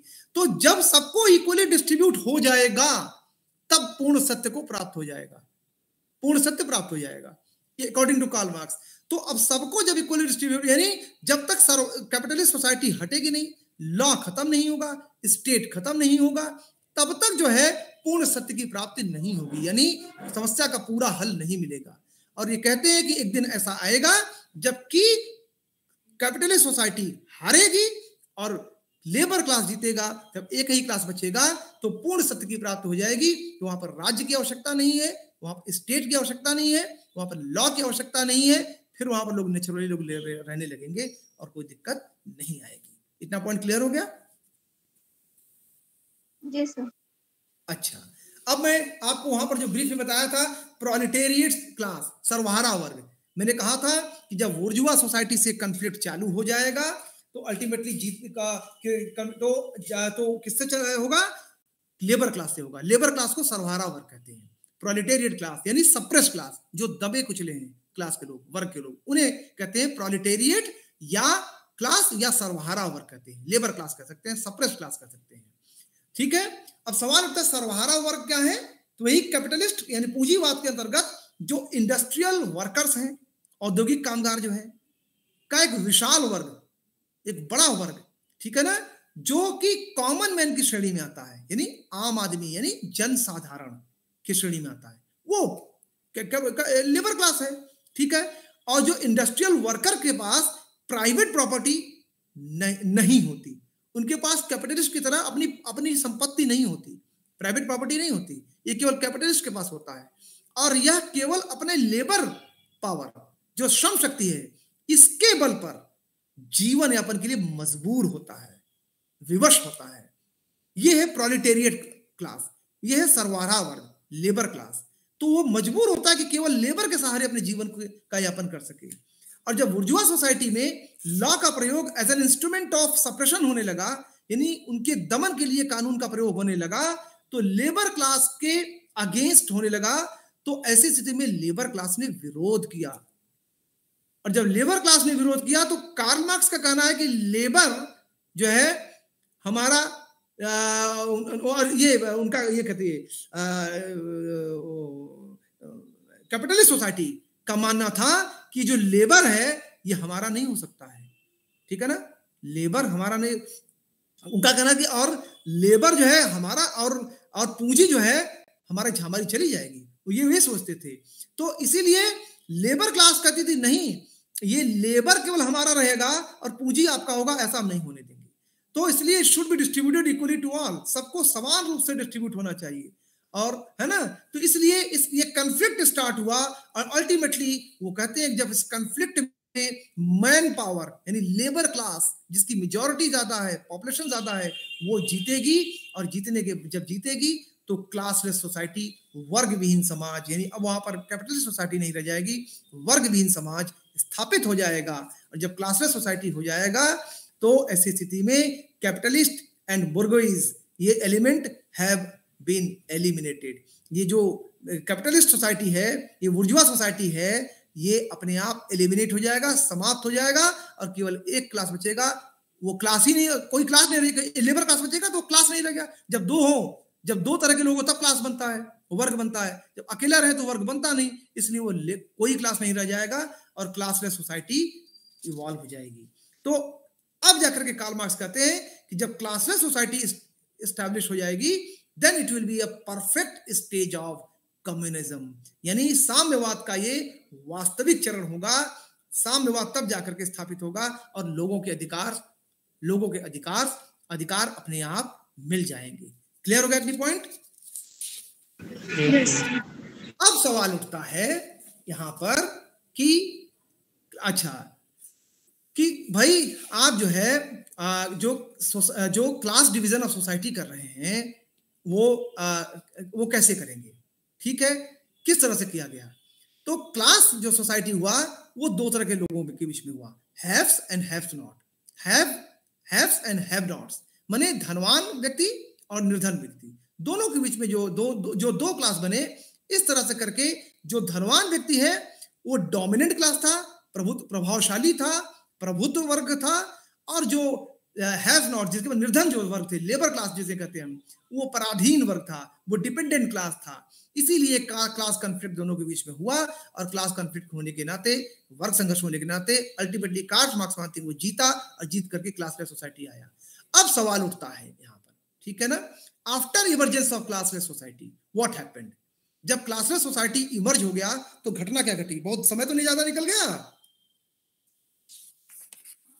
थोड़ा मैं समय ले सकता हूं ना मैडम? अभी टाइम है, टाइम है, हमें 15-20 मिनट और भी फालतू उससे ले सकता हूं ना? अच्छा, तो हाँ ठीक है। तो अब क्लासलेस सोसाइटी कहते क्या है? वो कहते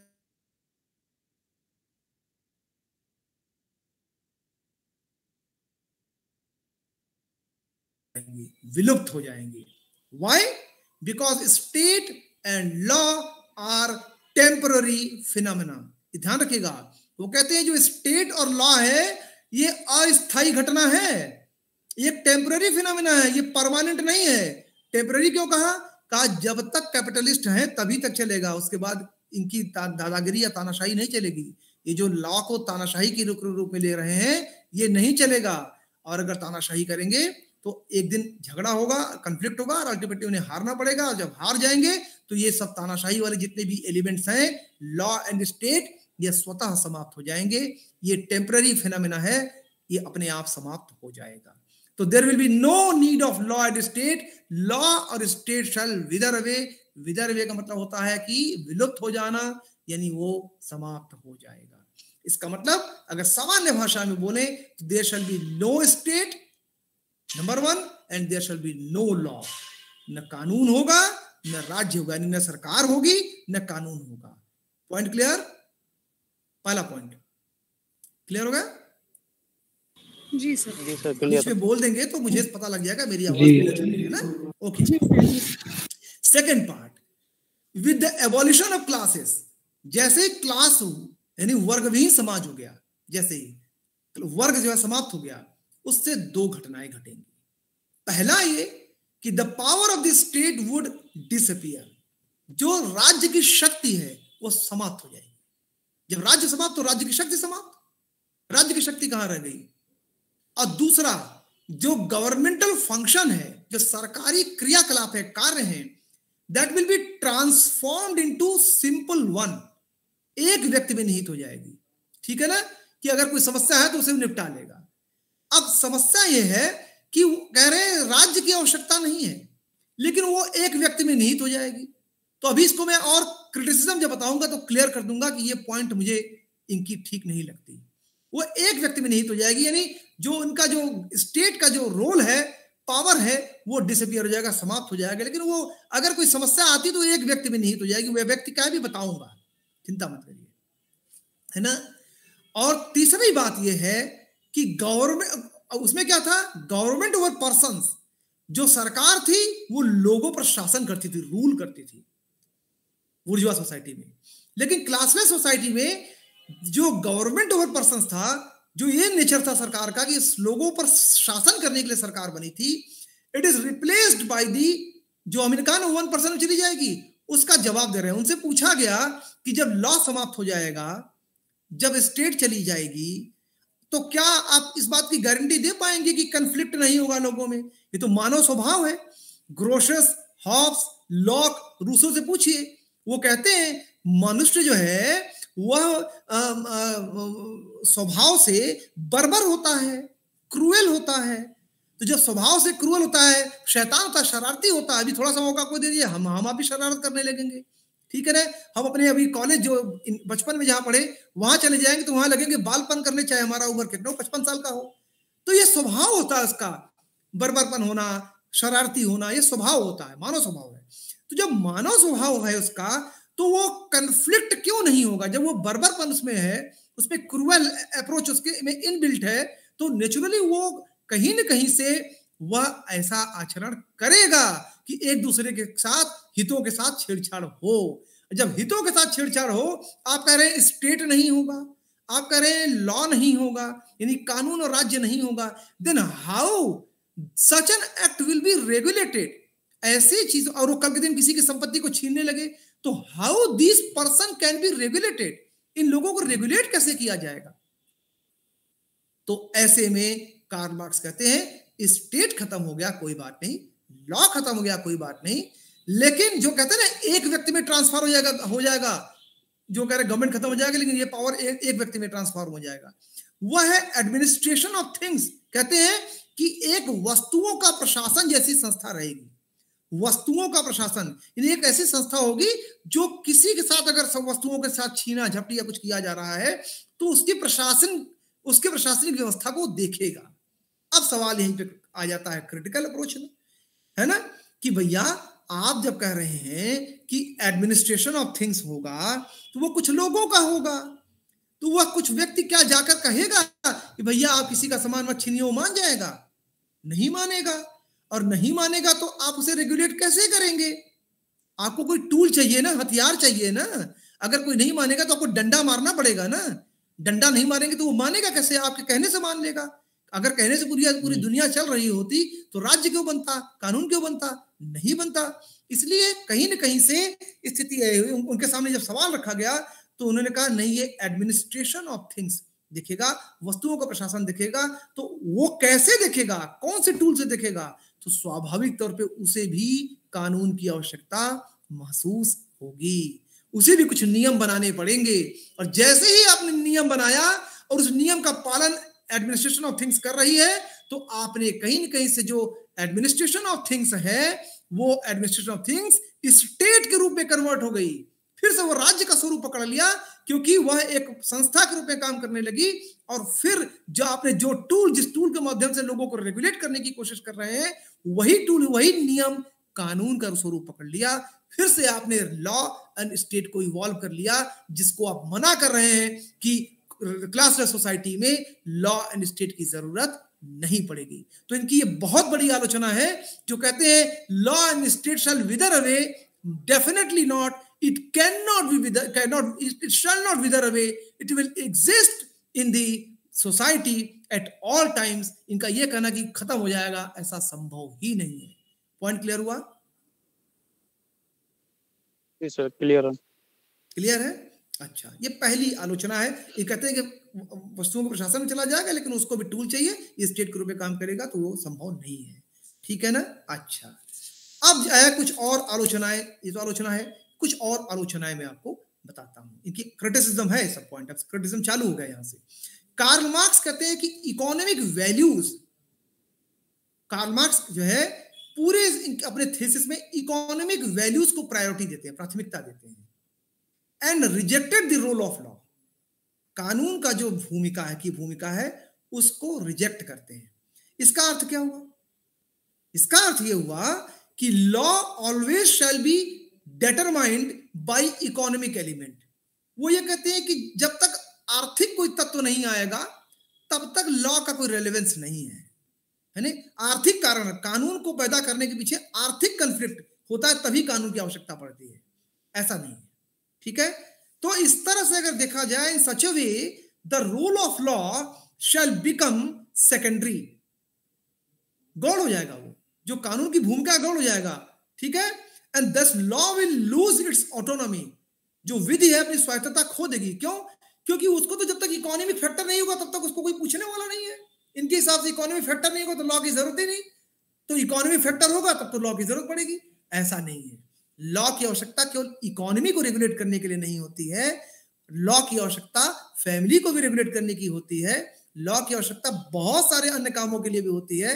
तो ये कहना कि इकोनॉमी एकमात्र फैक्टर है लॉ के इवोल्यूशन के पीछे, ये रॉन्ग परसेप्शन है कार्ल मार्क्स का, ये वैलिड परसेप्शन नहीं है। Point clear? अच्छा, अब आइए तीसरे पॉइंट पे।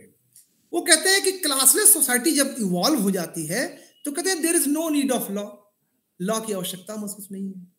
ये एक तरह का यूटोपियन थॉट है, इसे यूटोपियन थॉट कहते हैं। यूटोपियन थॉट का मतलब होता है कल्पनावादी ख्याल।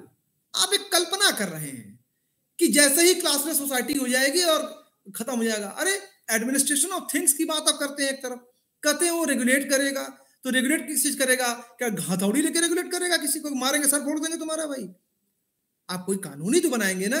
तो इसलिए इनका ये कहना कि ये जो है लॉ की आवश्यकता नहीं महसूस होगी, ये वैलिड आर्गुमेंट नहीं है, ये कपोल कल्पना, it is a mere imagination of Marxist approach of law, ये वैलिड नहीं है। इसलिए law is always relevant at any time, हमेशा से सुसंगत रहा है, महत्वपूर्ण रहा है, उसका महत्व रहा है, even in absolutely socialistic pattern of the society. जो समाजवादी व्यवस्था का कार्य रहता है, जो समाज की चिंतन करता है, केवल समाज के हितों की बात करता है ना, जो कहते हैं कि लॉ की बहुत मिनिमम आवश्यकता हो, फिर भी उनको आवश्यकता पड़ती है मिनिमम की, तो ऐसी स्थिति में भी आवश्यकता पड़ती है लॉ एंड स्टेट की।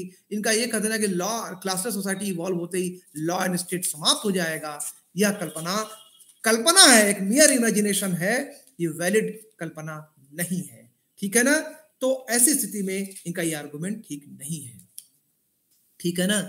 अच्छा, अब आप आ जाइए कि हमने आपको स्टेट का बता ही दिया, अब आ जाइए कार्ल मार्क्स का जो अंतिम लक्ष्य क्या था। कहते हैं कि क्षमता से आवश्यकता तक के सिद्धांत।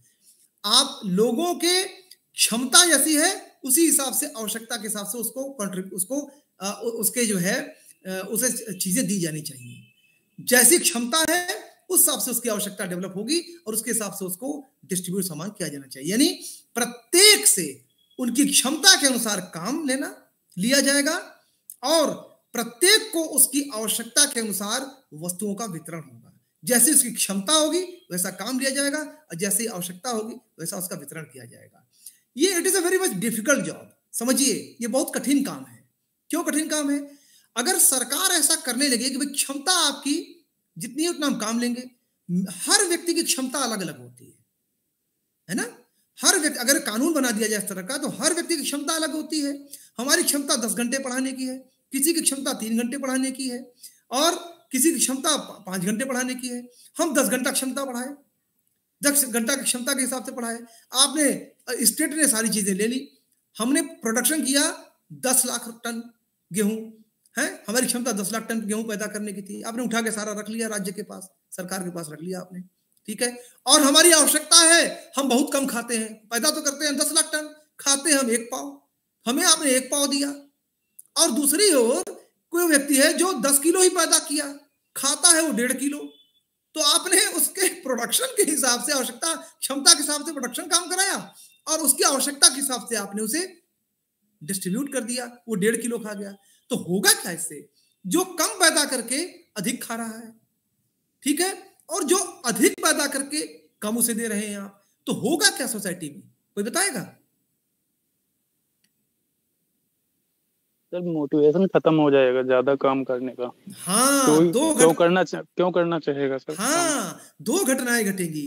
एक तो जो मोटिवेशन के अंदर का है वो समाप्त हो जाएगा, दूसरा असंतोष पैदा होगा, कन्फ्लिक्ट होगा। फिर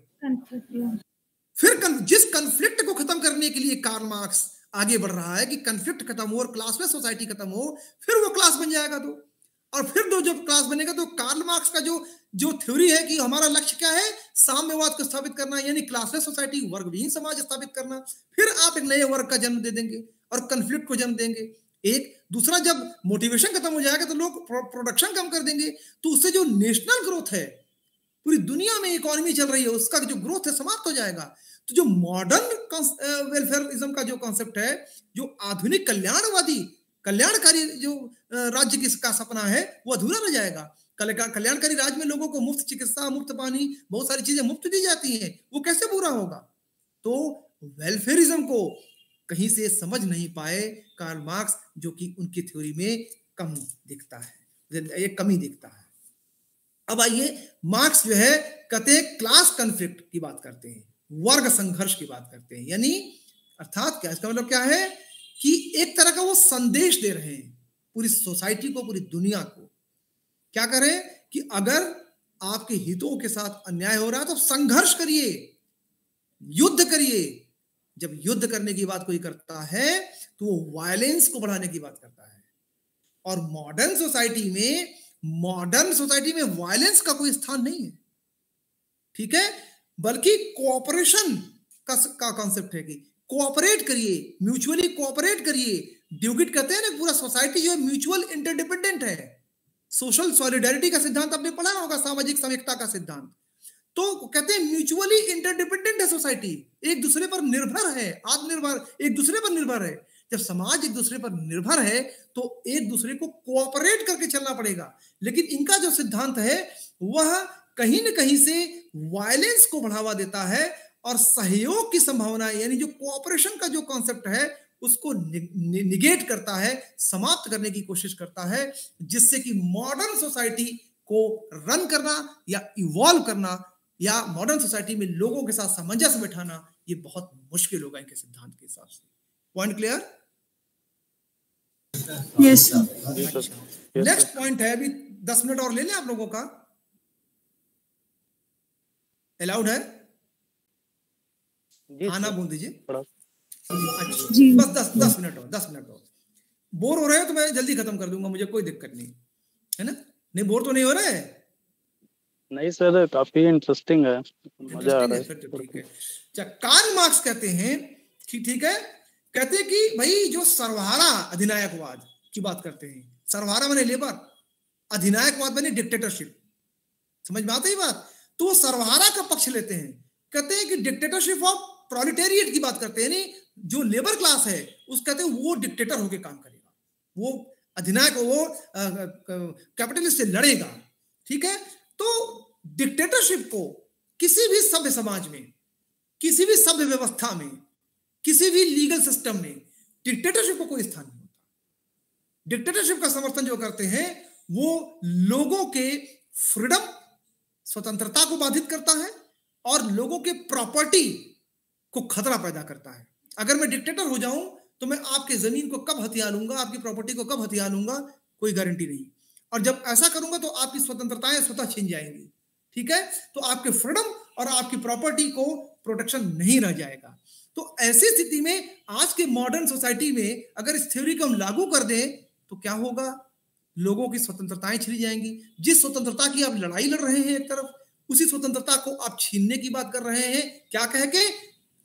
सर्वहारा अधिनायकवाद की बात करके, यानी डिक्टेटरशिप ऑफ प्रोलेटेरिएट, यानी लेबर क्लास की बात करके, ठीक है। तो ये इनके सिद्धांत की एक बहुत बड़ी कमी है जो कि एक्सेप्ट नहीं किया जा सकता, ठीक है। अब आइए नेक्स्ट पॉइंट पर, कहते हैं कि कार्ल मार्क्स, 8वीं पॉइंट होगी कार्ल मार्क्स ने, या 7वीं पॉइंट होगी, कार्ल मार्क्स ने कहा कि सर्वहारा के लिए, सर्वहारा मींस लेबर क्लास, ठीक है ना, जिस क्लास कॉन्शियस यानी वर्ग चेतना की आवश्यकता पर बल दिया है वह पूरी तरह विकसित ही नहीं हो पाई। आप जो कहते हैं भाई क्लास कॉन्शियसनेस, एक वर्ग को चेतना आएगा लेबर क्लास को और वो उखाड़ फेंकेगा कैपिटलिस्ट क्लास को, तो वहां सब साम्य के साथ जिएंगे, सब समानता के साथ जिएंगे, कोई किसी के साथ कॉन्फ्लिक्ट नहीं रहेगा। अब आप उठाकर देखिए उदाहरण रूस और चीन का, देख लीजिए क्या होता है। वो दोनों कम्युनिस्ट कंट्री हैं, इसलिए मैं उठाकर दोनों का उदाहरण दे रहा हूं, ठीक है।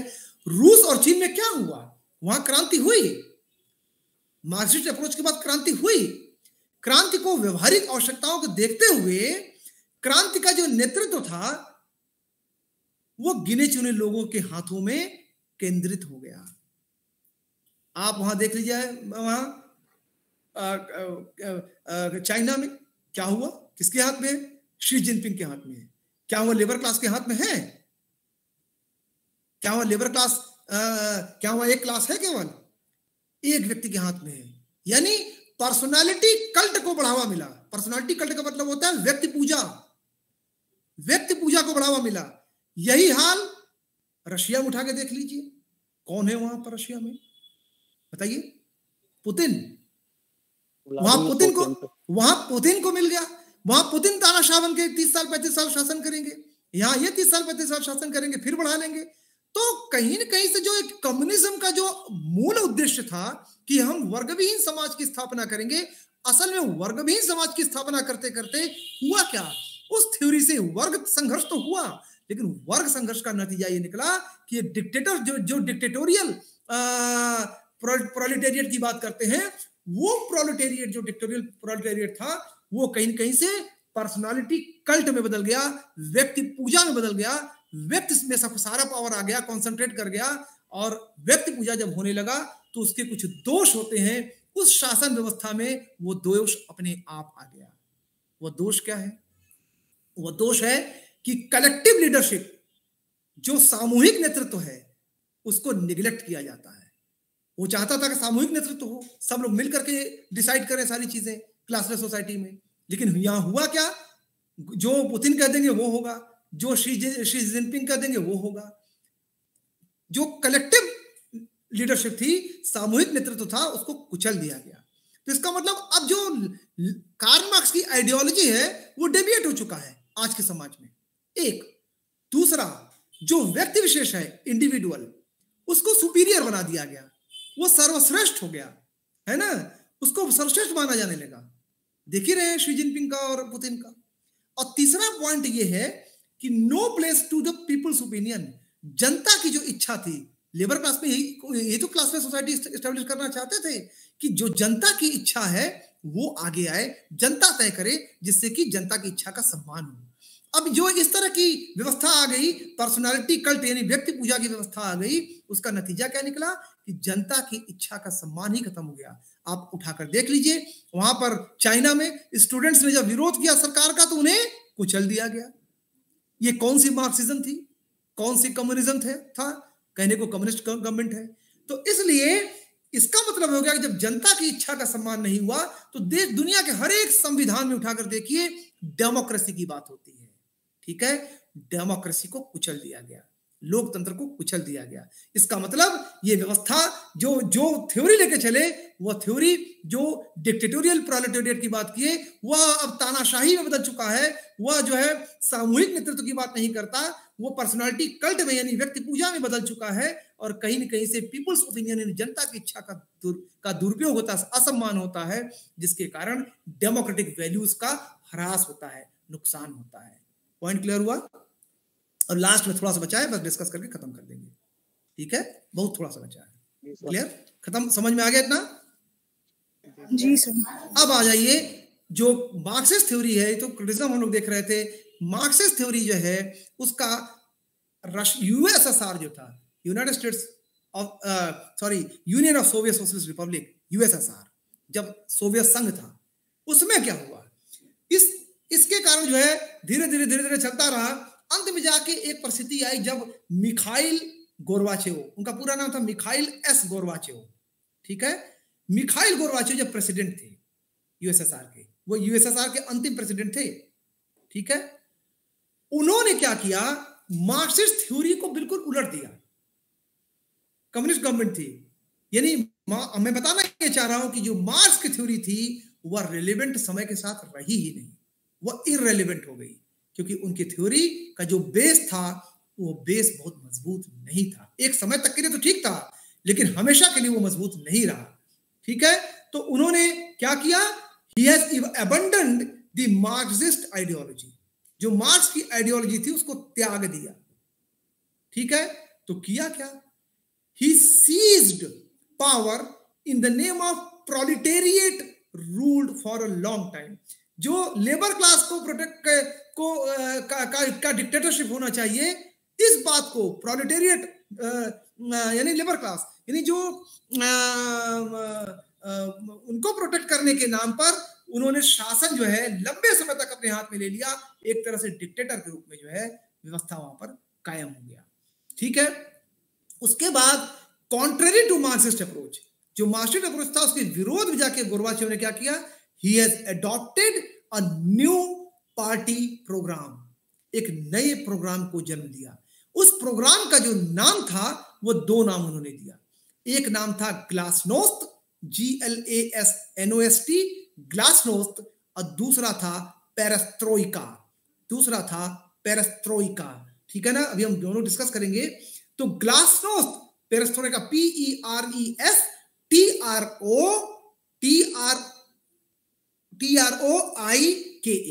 पेरेस्ट्रोइका, ग्लासनोस्त और perestroika.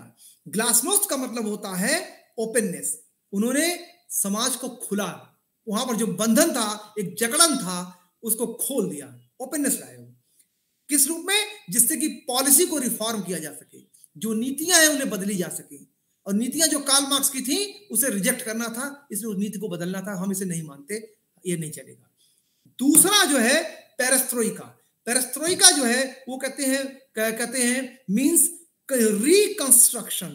Reconstruction of political economic system, जो पॉलिटिकल और इकोनॉमिक सिस्टम था उसका पुनर्संरचना करना, इसे कहते हैं पेरेस्ट्रोइका। क्लियर? तो ग्लासनोस्त ओपननेस लाना चाहते थे, और दूसरी तरफ पेरेस्ट्रोइका ओपननेस किसमें लाना चाहते थे? इकोनॉमी में ओपननेस लाना चाहते थे। अभी तक क्या था कि दबा कर रखा था इकोनॉमी को, लेकिन अब चाहते थे नहीं, हमारी ओपन इकोनॉमी हो, हमारी वर्ल्ड इकोनॉमी हो, दुनिया के सारी इकोनॉमी हमारे देश में आए, पैसा हमारे देश में आए। तो मार्केट फोर्सेस को फ्री कर दिया। मार्केट, अब देखिए पूरी इकोनॉमी, जो इकोनॉमिक अप्रोच ऑफ लॉ था कार्ल मार्क्स का, उसको टोटली अलग कर दिया उससे, यूएसएसआर ने अपने अलग कर लिया। तो कहा कि मार्केट फोर्सेस है, उसमें दो तरह की एलिमेंट को इनकॉर्पोरेट किया जो पहले नहीं था। पहले केवल सोशलिज्म था, लेबर क्लास की चिंता थी। कहा नहीं, हम सोशलिज्म भी को भी मान के चलेंगे और कैपिटलिज्म को भी मान के चलेंगे। अभी तक कैपिटलिज्म उनका विरोधी था, एंटीथेसिस था। अगर थीसिस था अगर कैपिटलिज्म, तो एंटीथेसिस था लेबर क्लास। लेकिन कैपिटलिज्म भी माना और साथ साथ सोशलिज्म को भी माना, यानी मिक्स्ड इकोनॉमी को अपनाया। किस तरह की इकोनॉमी को अपनाया? मिक्स्ड इकोनॉमी को अपनाया, जो भारत ने अपना रखा है शुरू से, प्रारंभ से। यानी total deviation from the Marxist approach of law USSR में अपनाया। और इस कारण से जो गोर्बाचेव थे, मिखाइल गोर्बाचेव, उन्होंने एनकरेज किया किस चीज को? प्राइवेट एंटरप्रेन्योरशिप को, यानी जो निजी उद्यमता है, यानी प्राइवेट कंपनीज हमारे यहाँ आए, प्राइवेट कंपनीज हमारे यहाँ काम करें। अब कैपिटलिस्ट भी पैदा हो हमारे यहाँ और देश की इकोनॉमी में वो अपना कंट्रीब्यूट करें। तो इसलिए इनका ये कहना कि नहीं, कैपिटलिस्ट नहीं होना चाहिए, हम कैपिटलिस्ट के खिलाफ काम करेंगे। अब खिलाफ कौन कहे? कम्युनिस्ट गवर्नमेंट, कार्ल मार्क्स के सिद्धांत वाला सरकार कैपिटलिज्म को स्वीकार करने लगी, सोशलिज्म के साथ साथ कैपिटलिज्म को भी स्वीकार करने लगी। जो मार्क्सिस्ट अप्रोच ऑफ लॉ है वो डेविएट होकर के मिक्स्ड इकोनॉमी में बन गया, जहां दोनों के लिए स्थान हो गया, कैपिटलिस्ट के लिए भी स्थान हो गया और साथ साथ सोशलिस्ट के लिए भी स्थान हो गया। ठीक है ना? तो इस तरह से कहीं न कहीं से इसके बाद वहां टूटा, यूएसएसआर टूटा, उस पर हम नहीं जाएंगे क्यों टूटा, क्या टूटा। तो इस तरह से कहीं न कहीं से गोर्बाचेव ने क्या किया? He has encouraged the private entrepreneurship and political pluralism. राजनीतिक रूप से केवल एक दल की सरकार नहीं होगी, पार्लियामेंट में कई दलों की व्यवस्था होगी। चुनाव जीतकर जो आ जाए वो जीत जाएगा, वो सत्ता संभालेगा। तो जो एक तरह से जो डिक्टेटोरियल अप्रोच था उसको चेंज करने की कोशिश गोर्बाचेव ने किया। तो अल्टीमेटली गोर्बाचेव ने क्या कहा, यही बताकर मैं आपकी अपनी बातें समाप्त करूंगा कि गोर्बाचेव ने मार्केट इकोनॉमी, उन्होंने कहा कि market economy does not necessarily bring the exploitation of the workers. वो कहते हैं कि ये जो कार्ल मार्क्स का सिद्धांत है कि मार्केट इकोनॉमी होगी, अगर हम कैपिटलिस्ट को बढ़ावा देंगे, पूंजीपतियों को बढ़ावा देंगे, यानी प्राइवेट इकोनॉमी को बढ़ावा देंगे, तो उससे वर्कर्स का शोषण होगा। ऐसा कुछ नहीं है, ये गलत मानता हूं मैं, ऐसा कुछ नहीं होता है, बल्कि और वर्कर्स को काम मिलता है। तो ये कहना गलत होगा। तो उन्होंने कहा कि क्लास स्ट्रगल यानी वर्ग संघर्ष एंड डिक्टेटरशिप ऑफ प्रोलेटेरिएट यानी सर्वहारा अधिनायकवाद आर न्यू आउटडेटेड कॉन्सेप्ट। ये सब आउटडेटेड कॉन्सेप्ट है। मॉडर्न कॉन्सेप्ट में, मॉडर्न एज में, आधुनिक युग में इनका कोई स्थान नहीं, जिसको कि कार्ल मार्क्स ने अपने सिद्धांत में स्थापित किया है। Clear? And have no relevance in the modern society. वर्तमान समाज में कोई इसका रेलेवेंस नहीं है, कोई इसकी उपयोगिता नहीं है, व्यर्थ है ये। ठीक है? तो इसलिए socialism and market are not just compatible but they are inseparable. उनका कहना है कि जो समाजवाद है और जो मार्केट है, कैपिटलिज्म है, ये एक दूसरे के साथ कंपेटेबल है, एक दूसरे के साथ काम करेंगे, ये अलग इनको करके नहीं देखा जा सकता। तो हम इस आधार पे कह सकते हैं कि आज के दिन में the Marxist approach of law या Marxist economic approach of law that was laid down by Marx, that has been totally deviated in the USSR and the other communist countries too। चाहे चाइना भी हो, वहां भी deviate हो चुका है, वहां भी प्राइवेट कंपनी आ रही हैं, प्राइवेट कंपनी वहां पर सारी प्राइवेट एंटरप्रेन्योरशिप कर रही हैं। तो कुल मिला जुला करके हम ये कह सकते हैं कि आज के डेट में कहीं न कहीं से कार्ल मार्क्स की जो थ्योरी है वह कुछ हद तक तो रेलिवेंट हो सकता है, लेकिन इन जनरल अब वो रेलिवेंट नहीं रहा। तो अब रिसर्च का विषय है कि आप लोग अगर कोई पॉइंट उठाएं तो जो socialistic pattern of the society है उस पर कभी काम करें, कोई किसी टॉपिक पर, तो देखें कि कार्ल मार्क्स का जो केवल एक वर्ग को समर्थन करने की बात थी, उसके डिक्टेटरशिप को करने की बात थी, क्या वो कितना रेलिवेंट है। एक ऑब्जर्वेशन अगर लें, डाटा लें, तो आपको मिलेगा कि जो आज यूएसएसआर ने किया है, शायद यूएसएसआर के पैटर्न पर आप जाते हुए उस डाटा को लेकर मिलेंगे। This is all about the economic approach of law. Thank you so much. Please आ जाइए वीडियो पे आप लोग। Thank you sir. Thank you sir.